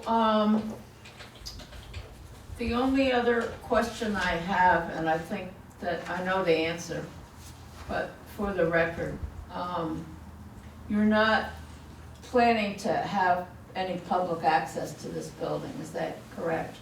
That's correct. This is strictly a wholesale operation. There'll be no on-site sales, no retail sale. This is all produced, and then it'll be transported to legal dispensaries throughout the state. The reason why I asked is because the plan that we saw doesn't have any additional pedestrian pathway or anything like that. And I assume that the reason is that it's not public. It's not. It's going to be on private property, and not open to the public. No sampling. No sampling? Okay, and, let's see, does anybody else have any other questions? I guess just like where everywhere else, signage and all that, and that being like you were saying around whatever school, you're gonna have signage in that setup, so you pretty much know the regulations on that, because I was looking in there too, when we mentioned here, for signage, the applicant intends to have one minor commercial sign to be affixed. The board may wish to ask additional clarification about the intended size and design of that. Well, I could answer that. If we have, as you drive into the farm, there's a billboard sort of that lists all the businesses that are there. yeah. And it's gonna, and they're just I think they're 2 feet by 8 inches, and that's all it's gonna be. And you mentioned It's just- disposal, anything disposing, if there's any leftover or anything that's falling off, how are you disposing any waste, like you were saying? I just want to get a little clarification on that. Well, according to the CCD, any kind of stems and just leftover plant material is not considered anything other than just bio waste, and it can be handled in any way. It can be mulch. So are you gonna compost that? You know, we're hoping that there'll be enough interest in collecting the biomass that's left over, stems, trunks, leaf branches, that can be used in the either the hempcrete or some sort of secondary business, because that fiber has value. It's just that at this point, no one's collected it, no one has organized. There's not enough from one farm, but if we were to organize all the farms in Vermont and collect that, there's value in that. Absolutely. That fiber material. Street sweeper? Right. Because right now we have a pile of it leftover from the last harvest. It's just sitting there rotting in the field. I just love to see it be something else done with it. Yeah, A lot of disposal. yeah. We have a lot of waste products and we don't know what to do with. So, let's see. Where am I? Do we have to?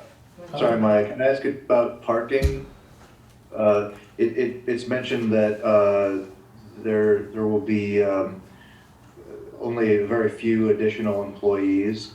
I'm guessing you have enough total parking, but for sure. But did you need or feel the need, given the fact that trucks might be coming in more frequently and that kind of thing, to change any of the parking? No, we can already accommodate large trucks because it's a U-shaped driveway. So it's a one-way in, one-way out. Okay. So that's never been an issue. Great. And it's a dead-end road, so there's not Yeah. a lot of through traffic anyway. There's no through traffic. Mm-hmm. Oh, I see, the vehicular access and circulation. Yes. Okay. So.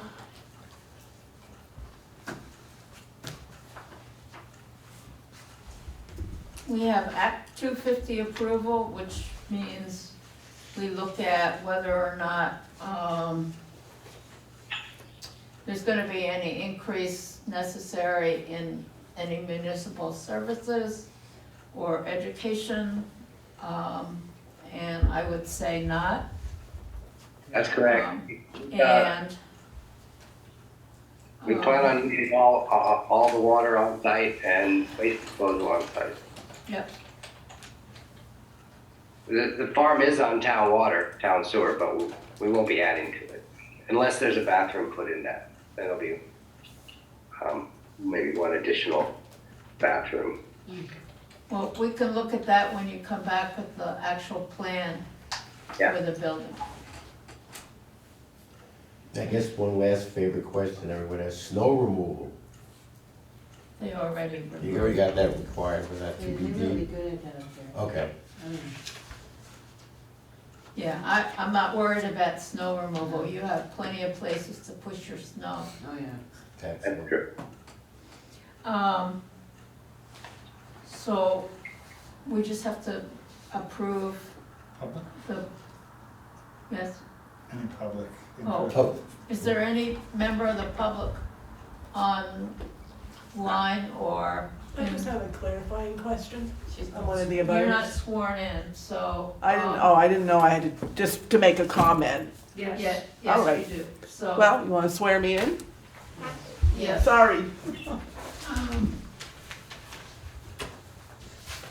I have to find the oath. I hereby affirm that the evidence I give in the cause under consideration shall be the whole truth and nothing but the truth under the pains and penalty of perjury.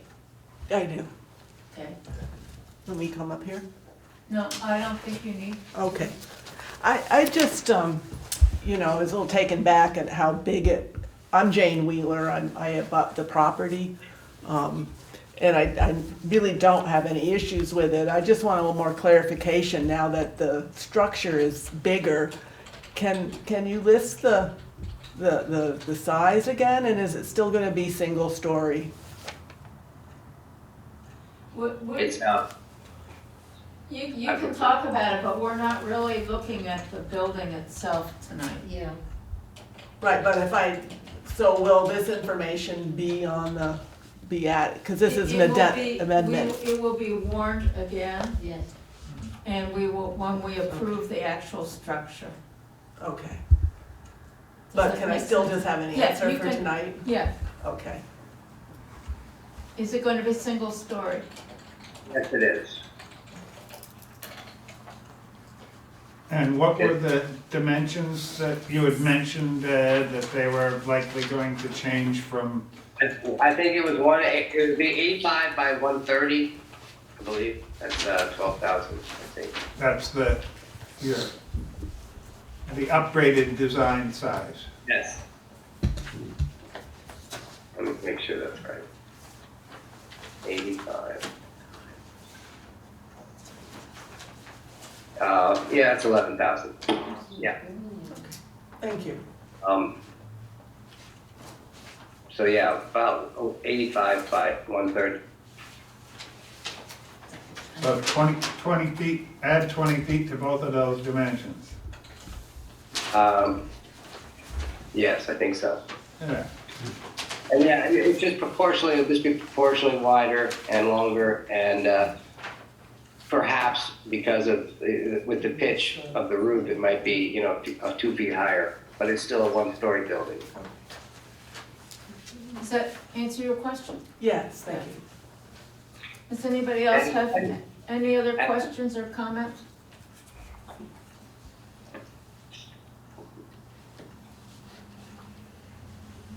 There's already the barn on the property is already 3 stories, so Yeah. it certainly won't be the biggest.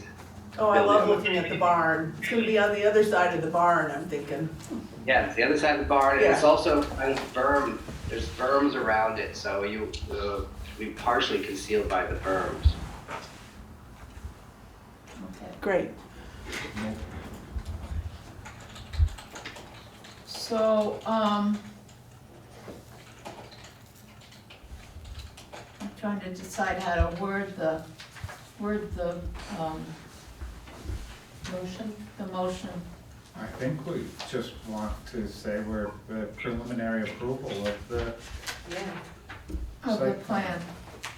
Okay. I'd Does like that to- sound right, Brian? Yeah. I would propose that we do a preliminary approval of the 2022-20 Bordertown Farm. That's, I think that's all you need. Site plan. And Act 250.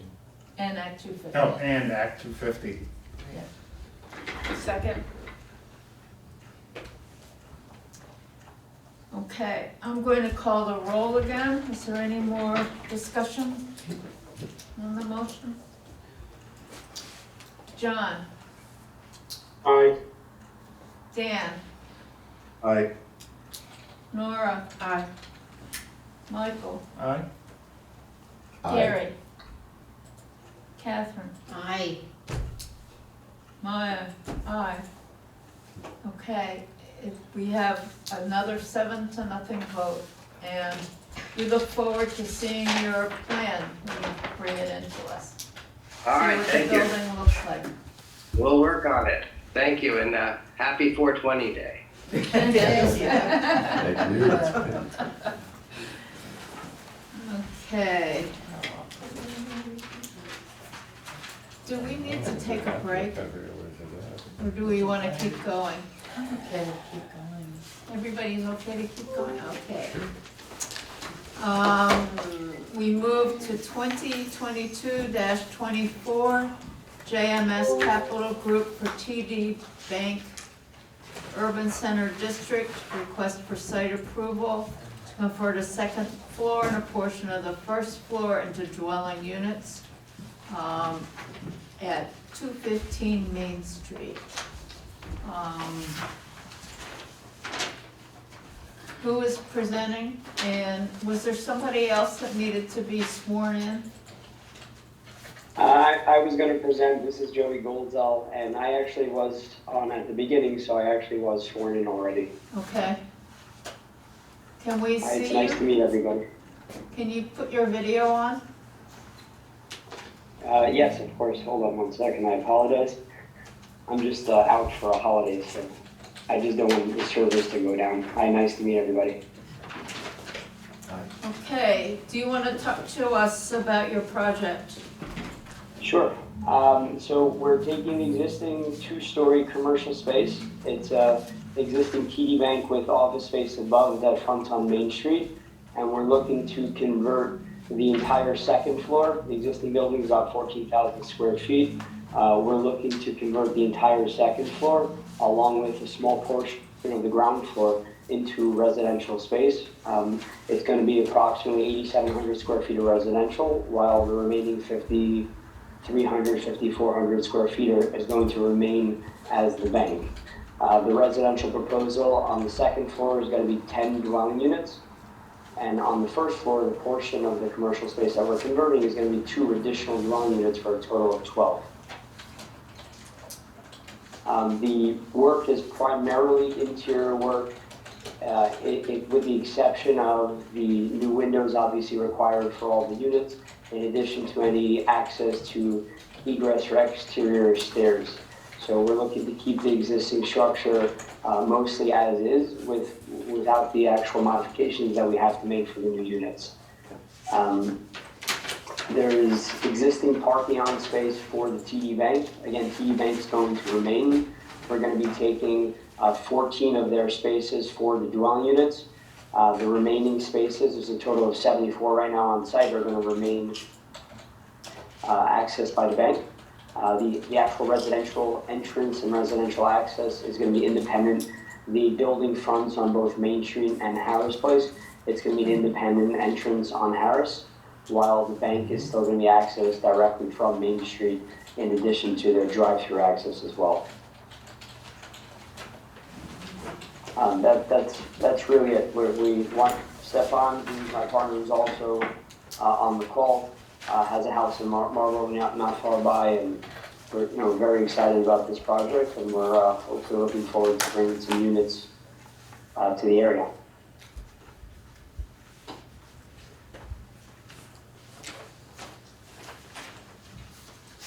So, I did have accessibility.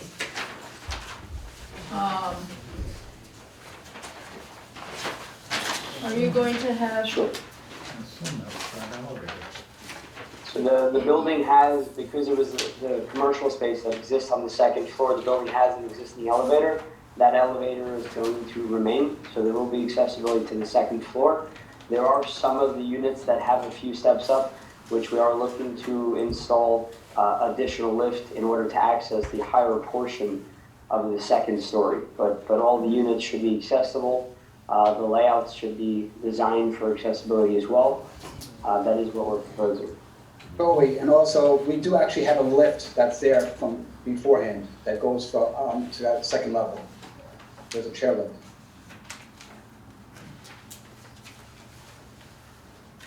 So it's a pretty easy conversion, because everything's there for us.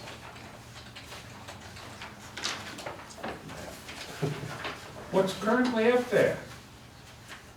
Offices. Right, there's office space that was currently there. From what I understand, they haven't had tenants in quite some time.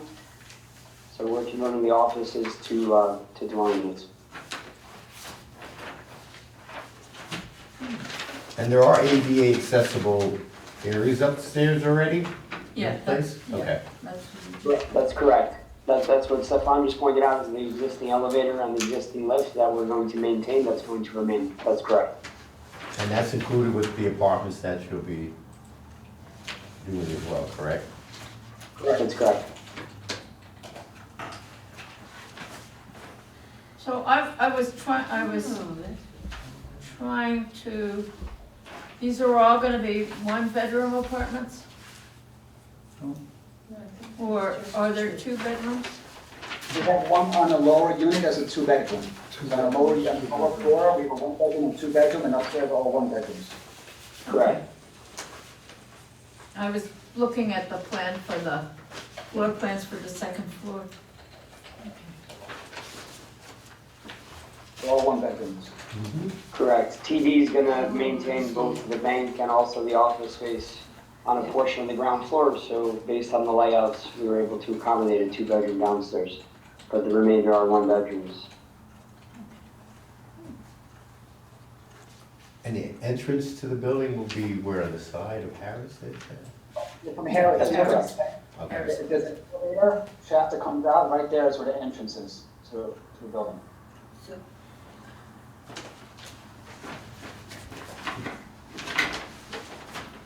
Question. I'm looking at where you see where Harris Place now. I'm visualizing it because I spend all my time on the other side over at the rec department. But you're on the opposite side then, that of Harris. Correct. Okay.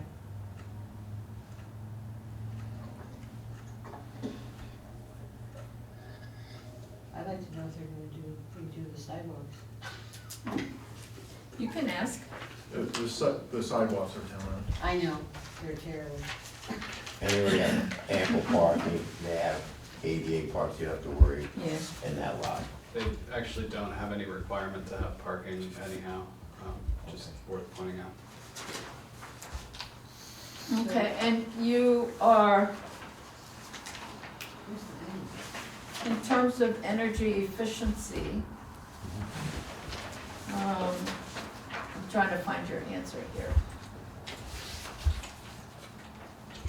Sure, I think as a standard, we're gonna have new mechanical systems installed, everything's gonna be energy efficient, all the new units, all the lighting as well. Again, everything's really limited to interior for the most part. We are planning on installing some exterior lighting as well to accommodate the units and access to the parking. Everything's gonna be high efficiency in terms of whatever is installed. That is what we're proposing right now. And you're gonna put in new rooftop condensers, new mechanicals? Correct. That's correct. Yes.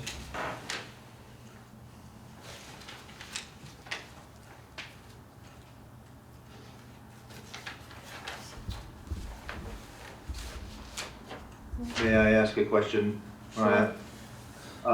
So I'm sure you considered alternative ways of efficiently using the residential space. I'm just curious if you if you could give us an idea of, with,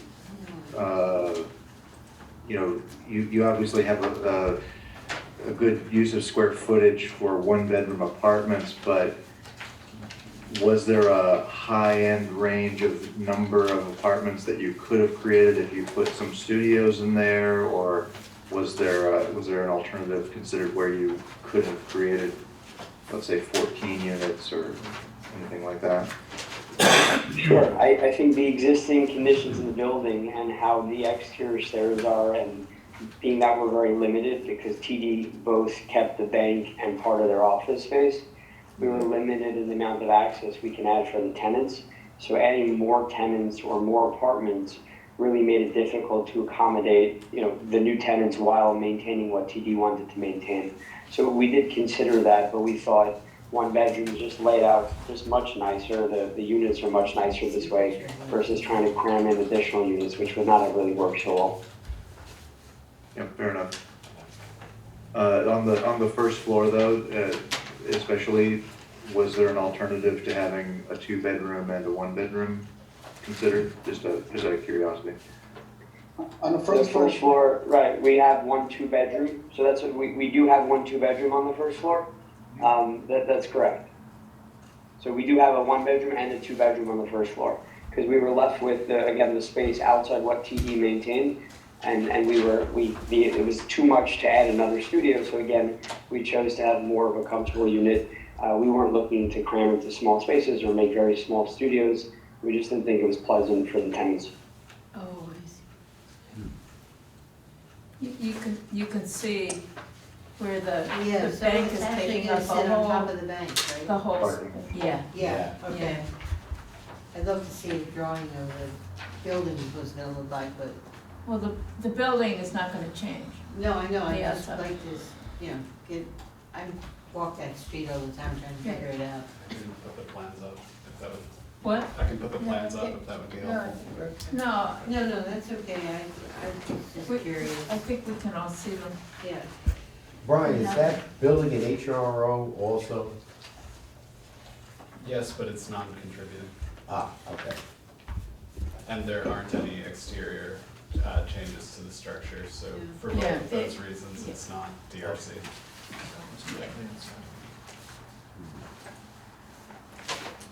Yeah.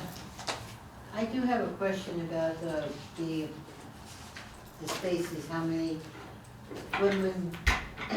when we've had other applications come before us where they had apartments and everything, we did ask how many of the apartments are geared towards affordable housing.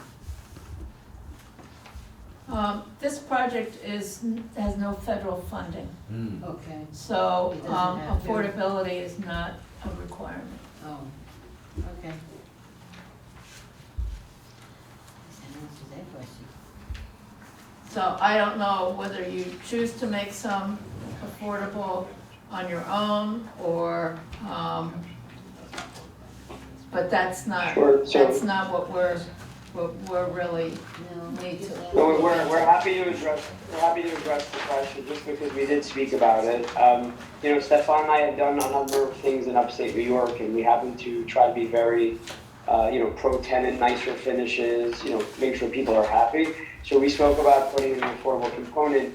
What we decided to do was try to retrofit again, because it's around TD, we were very limited to what our options were.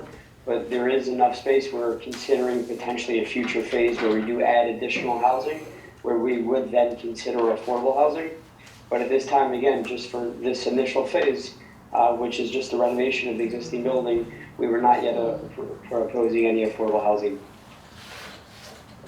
Thank you.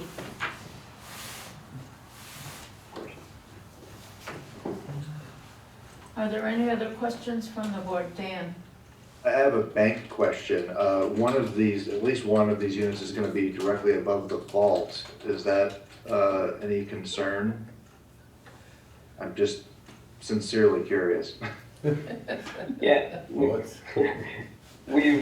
unless we can find a quick way in ourselves. No, I'm joking. We spoke to the bank about it. They didn't have any security concerns. I think it was designed beforehand to accommodate the office tenant. So again, the conversion being that it's already existing for other tenants, for them, there were no concerns. Yeah, okay. Thanks. John, do you have any questions?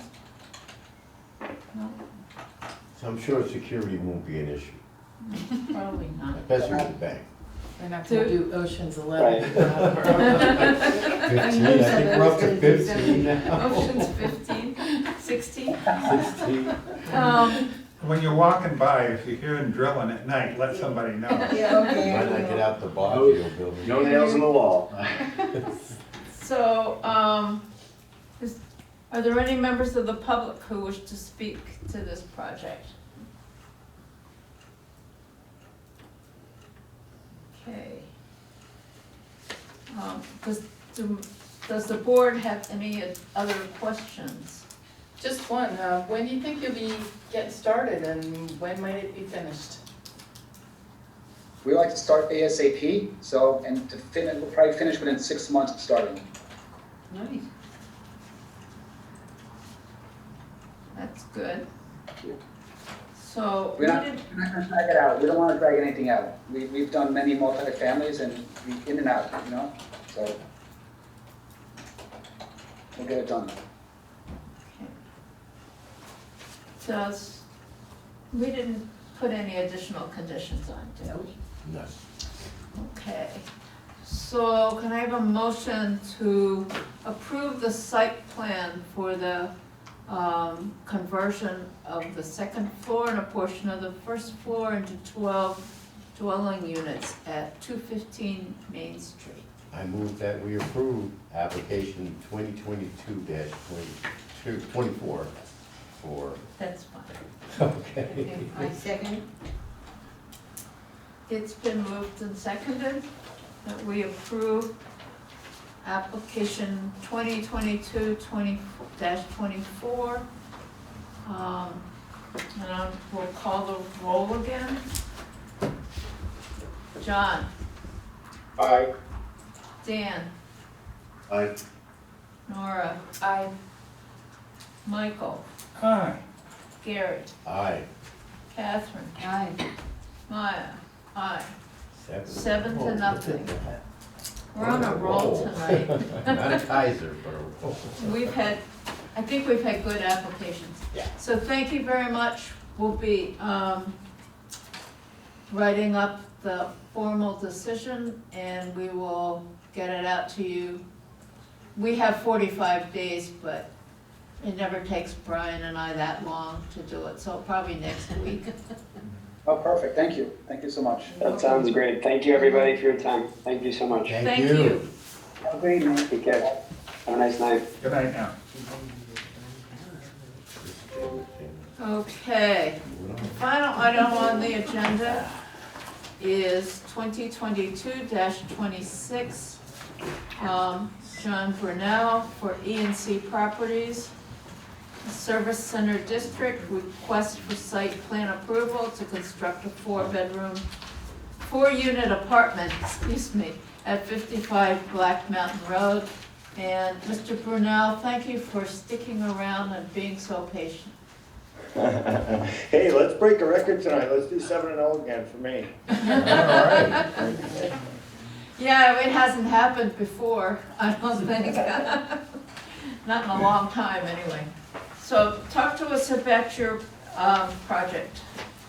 Yeah, it's pretty much the same project that was approved previously by the a board, except we took a store out and put another apartment in because it made more sense financially and there's just seemed like it was more needed. So that's it. Basically, everything stayed the same. The fire department had approved the turnaround and all that, and the town had approved all the roads and the driveways and entrance, and I really didn't change anything.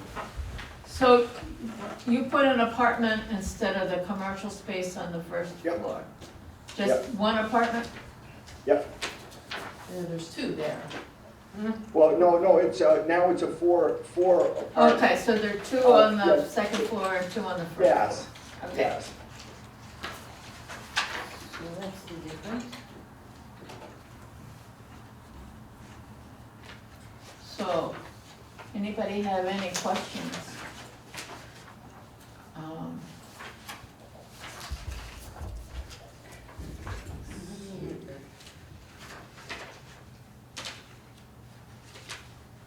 I just have a clerical question. On the application, it says that the property is used now as residential 3 or more units. That, I don't think that's correct, is it? Oh, yeah, no, now it's not. No, it was a single-family home we tore down. Yeah, I don't know if that's, Yeah, that was a mistake. that's, yeah. And I have another one, another clerical thing. One of the documents was labeled incorrectly. It says 2024 when it should be 2026. That's probably me, not. Yeah. Oh.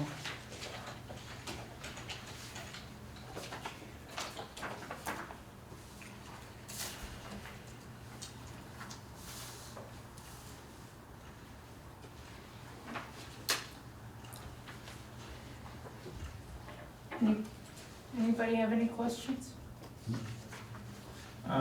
There was a, We did approve this once before.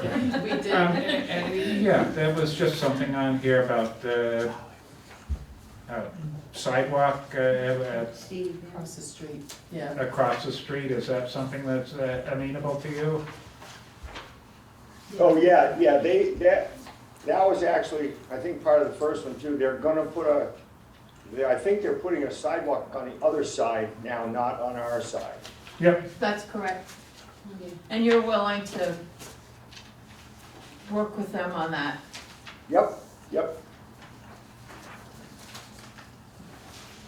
I imagine there are gonna be all kinds of changes on Putney Road. Yep. On Putney Road and, I don't know. Westby. Yeah. Yeah, because they're gonna be doing about 2 roundabouts, right? You're not gonna do anything with that property along that's closer to Putney Road on your side of the street, are you? No, that's, we don't have, that's not our property. Quick Okay. landscaping and screening question. Yeah. I don't see how in the plan, the parking areas would be covered by shade trees, at least 50%. Is that going to be Yeah. possible? Yeah, there's some trees in there now we're gonna try to leave. And then kind of for the screening, we were gonna just kind of screen along the Putney Road edge there. And what was the question? You try to put Well, shade? it just seems like, it just seems like the visitors parking, for example, is right against the building. That's not gonna leave much space for any sort of shade trees, so, and that's the majority of the parking. The apartment parking, number 3 and number 4, all that might have some space for trees, I guess. Oh, yeah, depending if they need them. There's already a bunch of big trees right on that borderline up there that we're leaving. I mean, real big, nice trees up there. Yep. They're locusts, big locusts and, Okay. yeah, so there's a lot of stuff there. Yeah, I see where you mean.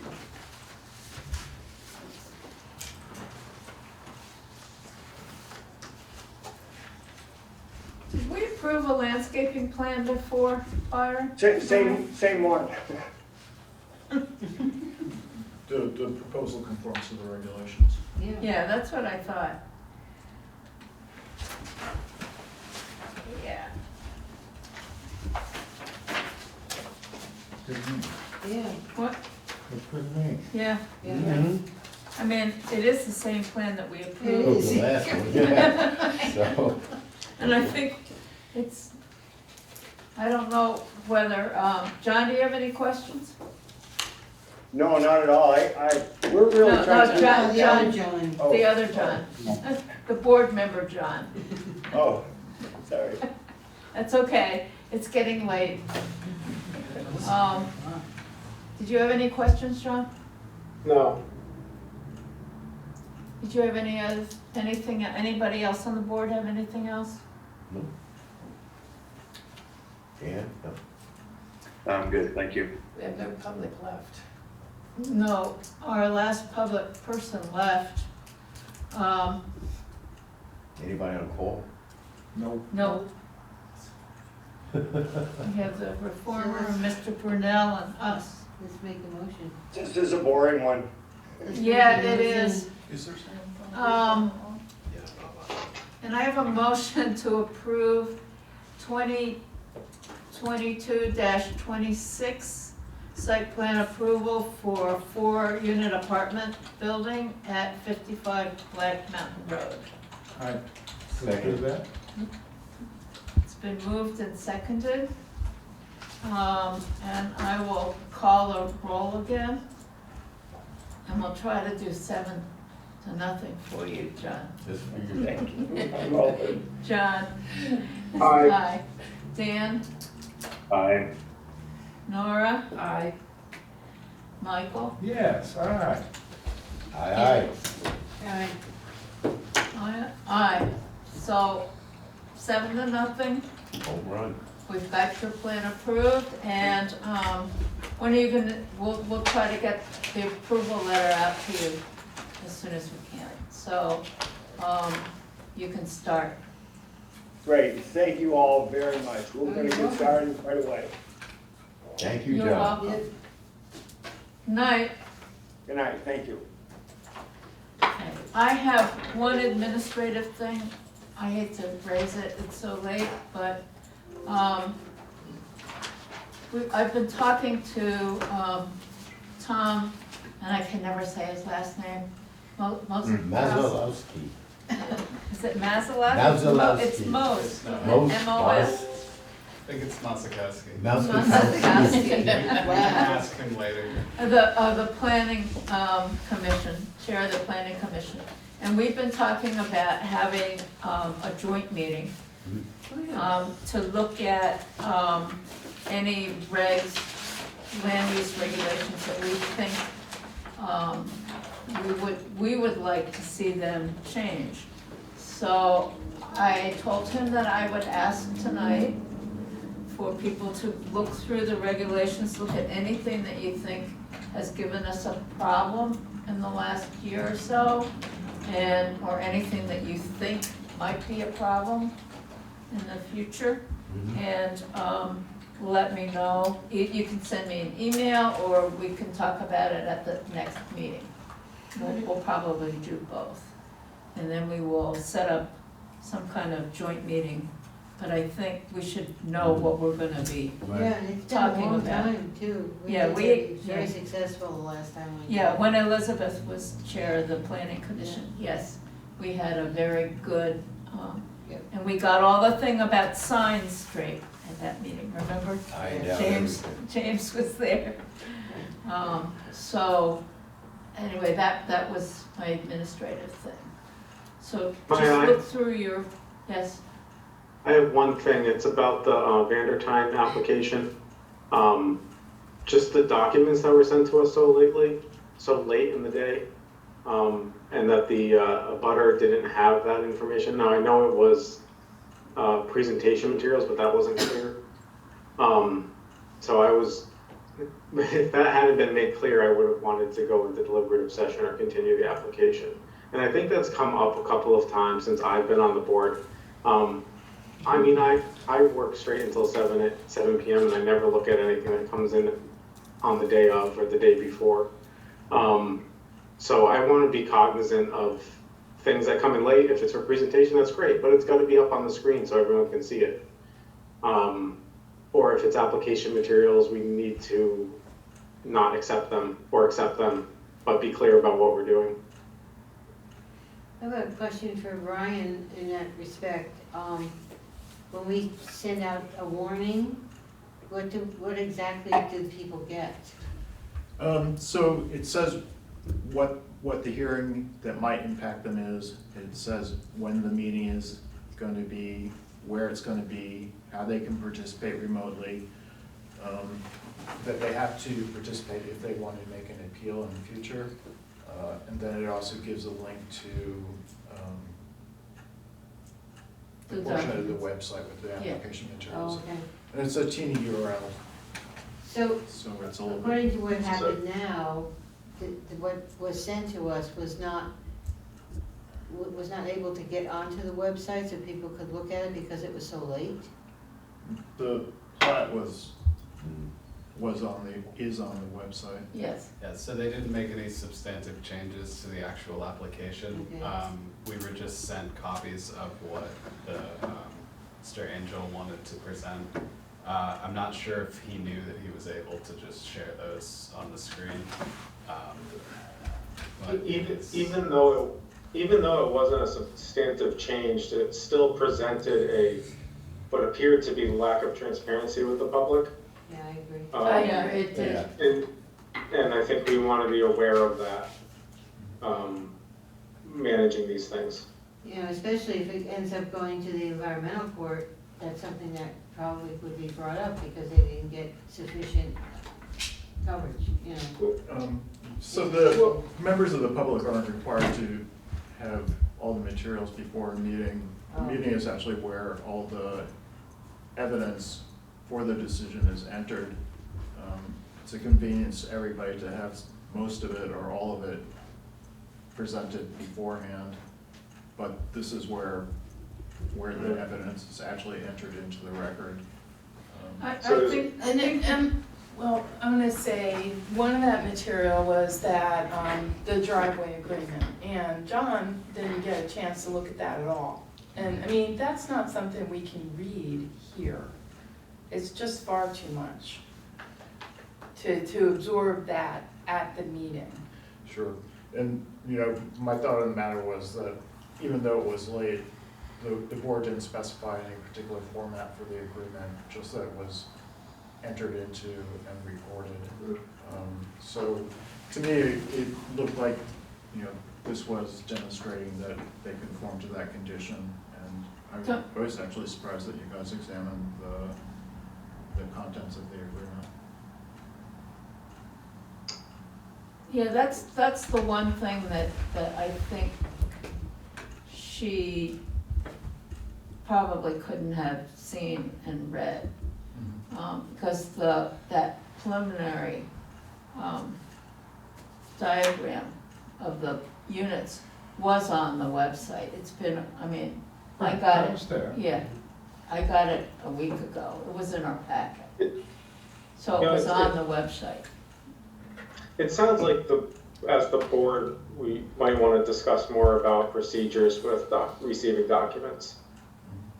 Well, and I understand what John's saying, because if there are concerned people or people in that area that have stress interests, like the minors and them, if that documentation not just does be sent to them, CC or BCC, they have that to look over, I guess, before. I mean, something that, I mean, 'cause that was an issue. They can ask for copies, but Right. I don't want to have the planning staff be making copies and sending them out to people that aren't on the board, to be honest with you. On that point, the very same member of the public that we were referring to, I believe her name is Andrea, Right. she was in correspondence with me for the prior hearing to give me a copy of that memo that was distributed to the board for last month's hearing. And during that exchange in the prior month, she had explicitly asked me to give her the materials for that month's hearing ahead of time if I was able to, which I did. But she, you know, clearly knew that she could do that and did not elect to do that for this hearing. So I do completely agree with John for the record, but I also, I know for a fact that she knew she could ask for that because of last time. And that particular land record will be recorded for public viewing. And it was my understanding that that was a condition of approval. So I think that didn't necessarily need to be, as a legal document that hasn't been recorded yet, I don't think that necessarily had to be viewable by the neighbors at the moment. So I could, the warning letter states that the application materials will be made available to people so they can come by the office, or, you know, of course, I scan everything before I send those letters out, so they're present. I think in terms of transparency, we can ensure that for the next meeting and future meetings, that everything is available on the computer so we can show it on screen while it's being discussed. There are limitations to that, but I think that's probably better than not.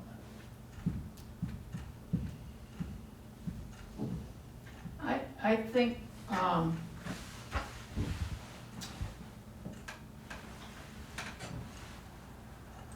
that we do have a habit of,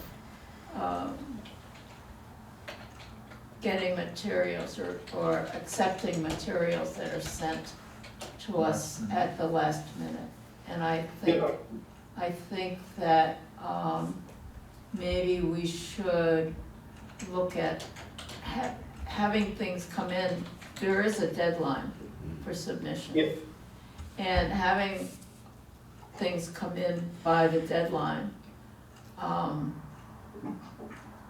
think it's, so we can look at them well in advance, and not consider anything that comes in at the last moment.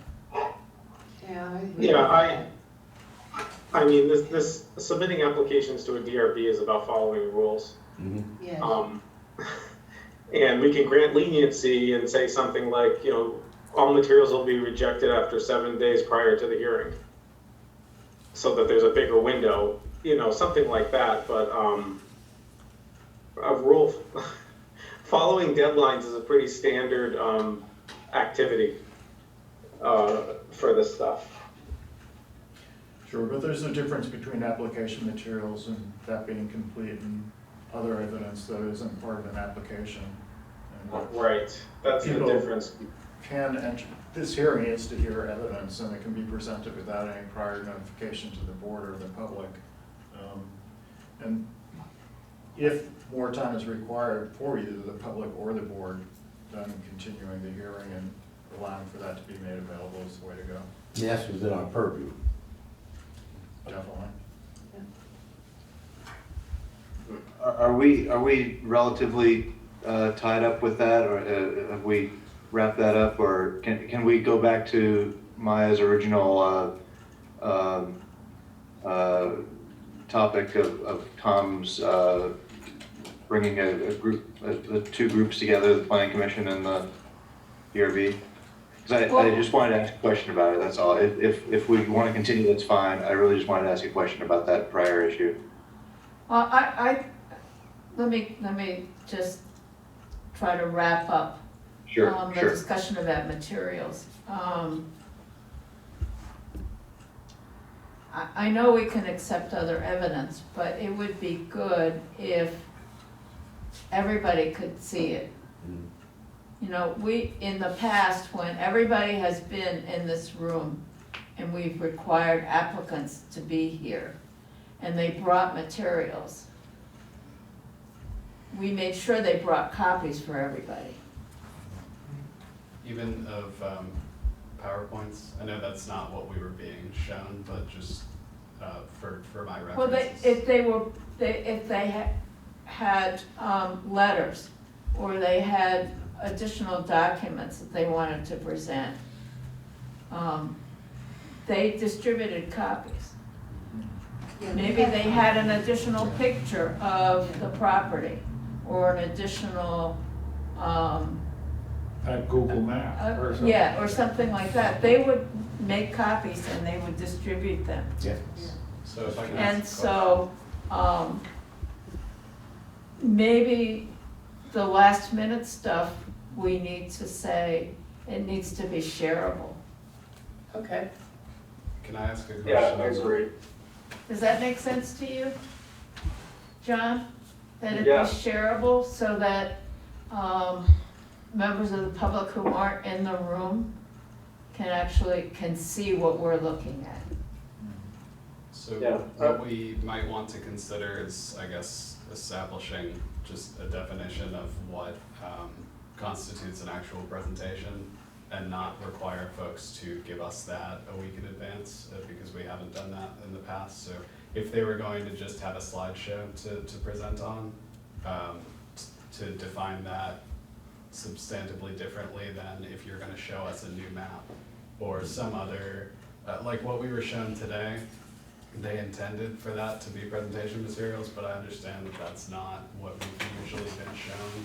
And it did,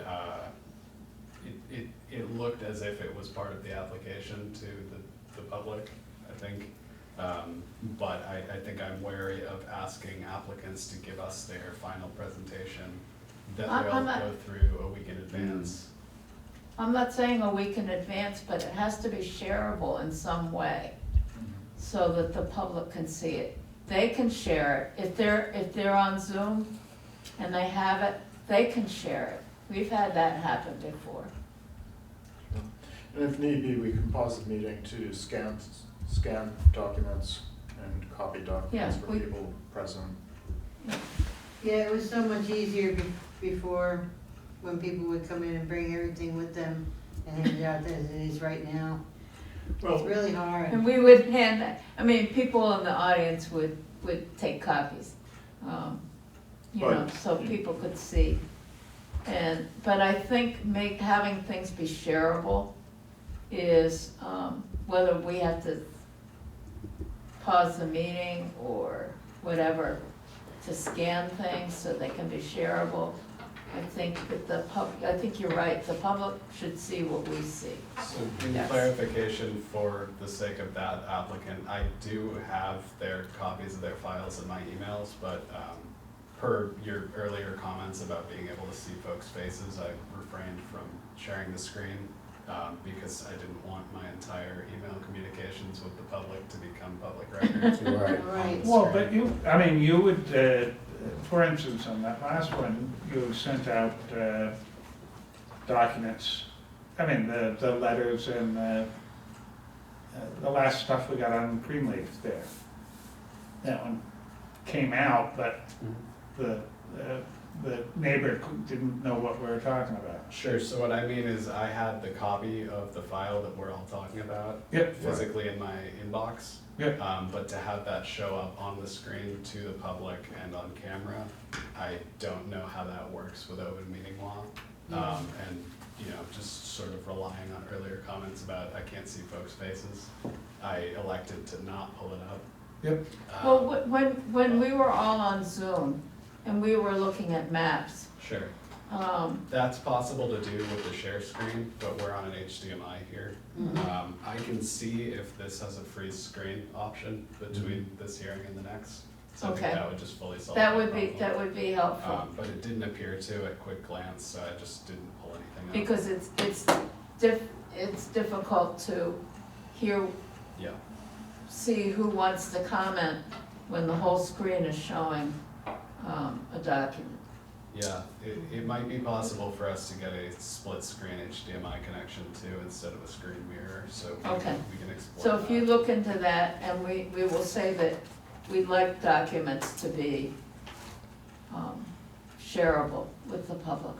Oh, even like Michael said too, if you don't, at least Google Maps, you can type in that address to that area, depending on what it is, be it a barn or whatever, and you can just zoom right in on that parcel. I don't think we, no, I don't want to. I think you wanna rely on what they're supplying. Yes, Not tissue paper. Yeah, No, but we don't need to be doing their research, I know, I see what you're Right. saying, yeah, they should have this presented, available so for that us. we can understand it. Right, if So, they're looking to do that, and move forward. so can we get back to Dan? Okay, Dan, Question? you had a question. Oh, wait a minute, John. Well, can I add one more comment and then I'll be done with this topic? I think that there's also a responsibility on the board members and probably Steve and Brian too, is that when a document is presented and it's not part of our application materials, we should determine if it's substantive to the application or if it's just presentation materials. Because I can see a lot of confusion there. I don't know how that plays out in real time, but it's just a thought. Yeah. Your question, Dan.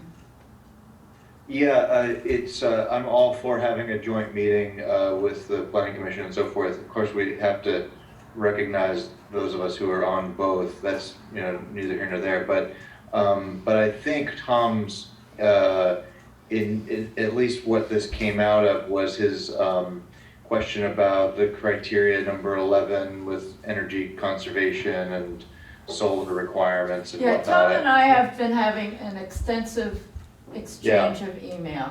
Right. We had another Oh. one this afternoon, and that's when we discussed the fact that it probably is time, as Catherine pointed out, for us to look at the land use regulations and see what works for the DRB and what doesn't work for the DRB. And so, Sure. But I just wanted to say that the reason I'm mentioning this, I'm all for having that meeting and going through all of them, but I think the question about number 11, maybe you've already settled it. I think Tom and I have settled question Great. 11. Okay. Criteria 11. But there are other things that we probably need to discuss. And Great. so Okay. if you have things, when you look through the regs, last time, as Catherine remembers, we had a very fruitful discussion about signage. You know, what kind of signs? That was the second one. I remember the first one when we did it, when Rod was here, and we had the same thing. Oh, that's right. We had a meeting with the plan, it was really useful. Yeah, so, anyway, just think about that. If there are no more questions, I think BC, yeah. This is my last one. I was talking to Stephen about. I was gonna see if that could be put in new business. Now that the summers are, will be warming up, are we going to, one, start doing site visits, and two, coming probably in earlier, maybe like 6 or 6:15 versus No. 7? That time is No. set and etched in stone pretty much? 7. Okay. Mm. So back to the first question, we'll be doing site visits again.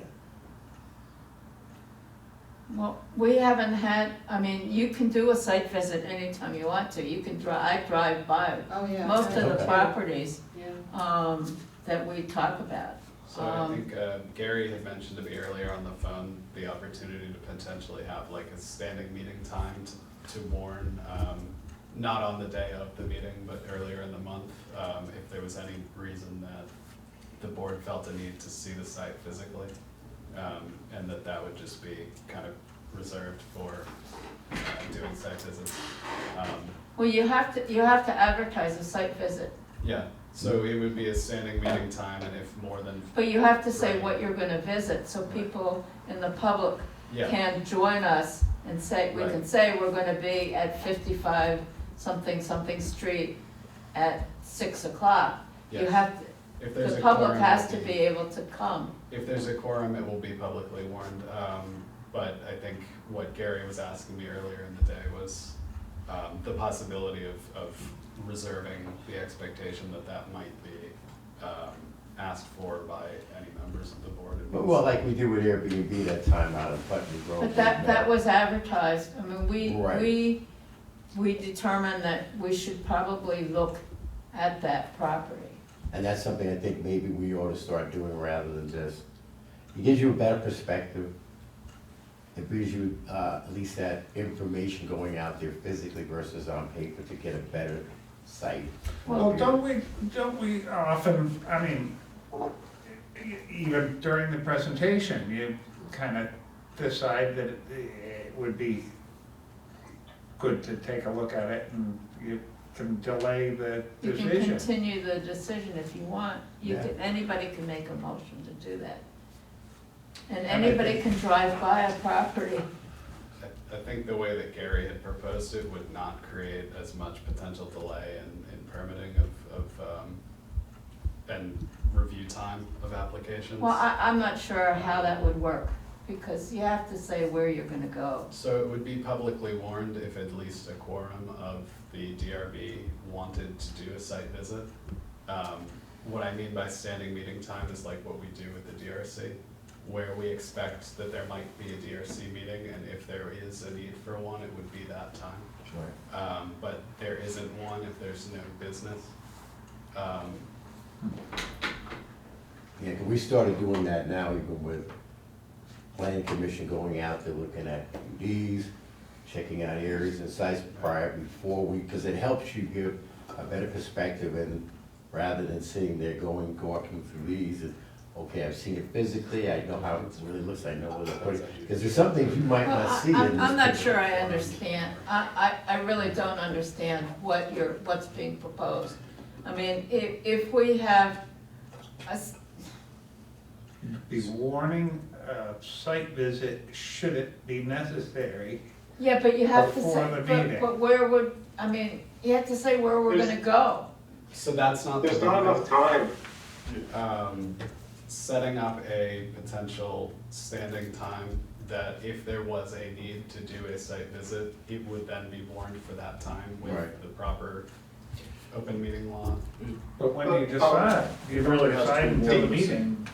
It has to be warned at the same time as the agenda is warned. So what would have to happen? By statute. Okay. John? What would have to happen is Steve receives all the application materials, takes a week and a half to write the findings, sends it to us, then we review those materials, then we tell him we want to do a site visit, then he's got to warn it for a period of time, and those schedules are never going to line up. Yeah. That's right. I didn't think it was quite that complicated when we did it before. Yeah, when we were doing it then with the Well, B&B. no, we'd hear the application and say, Yeah. well, we really need to take a look at this. We're gonna go Yeah. and look at it in a week or two and then come back and. This is the first time I was ever able to actually see where it was gonna happen, because I walk Harris Street going to the senior center all the time. So I know that building and I understood what was gonna happen with Right. it. But I don't have a car, so I go by what we have in our packet, and Right. if there's a possibility of getting together with somebody on the board, going together and looking at it. So usually it's, the need Yeah. for a site visit is a sign that the application is of a really poor quality. Yeah. And it's usually a way of the board trying to Right. facilitate an approval. Yeah, or somebody else shows up and says, yeah, that's all well and good, but, you're not seeing this and this. Or, my house is right next door and, I heard all these girls screaming at the wedding 2 weeks ago. So now would that constitute us to do that then? Well, This then is in our we purview. can put we Right. can say we're going to. Do it in 2 weeks. We can say we're going to, what do you call it? Close the hearing and warn it for the next month and do a site visit. In between. Yeah. Right, and I'm not saying every single one you No, have no. to, just ones that becomes conflicted with a neighbor or I something. mean, Yeah. none of these. Only it's only the effort, right. Now, I remember when John Brunelle has been with us forever, but I remember when he first wanted to build up on Black Mountain Road, we had a site visit, went up there because we had to look at the different levels of the ground and all that other stuff, but we just did it. I mean, we got this, and we said, okay, we're gonna go up and look because we had questions. And that was when, a long time ago. That was when Craig was chair. A lot of these things are, if from my recollection, and DRB's around, a lot of these things where you'd go and you'd do like a preliminary site plan, and then you'd have a site visit in between that and your final plat review. Right, when it gets warned with the final review. Yeah, So, that's an awful lot of times when you'd actually go out and take a look at it when it was a big Right. enough project Well, that they why- needed to go through a preliminary and And then a somehow we final. got off of the planning commission meeting with us. yeah. Yeah, This is Gary's question that was raised. Oh, Can Yeah, we, can we All right. do this? Can I propose this? That we, maybe Brian and I can sit and talk about how the schedules work and how we're gonna decide if something needs a site visit? I know that we've done site visits where there's, an application that we know is going to have wetlands. And we've gone to look at the wetland. and we went to visit some pigs one time. Right. Because we wanted to see how big they were gonna be. And just And that, whether they were, yes, and whether they were pets or whether they were farm animals. So, maybe Brian and I can come up with something that'll help this discussion. In the meantime, can I have a motion to adjourn the meeting? I move. Catherine moved. everybody. Every motioning. Everybody. I second Been a it. motion to adjourn, all in favor? Good.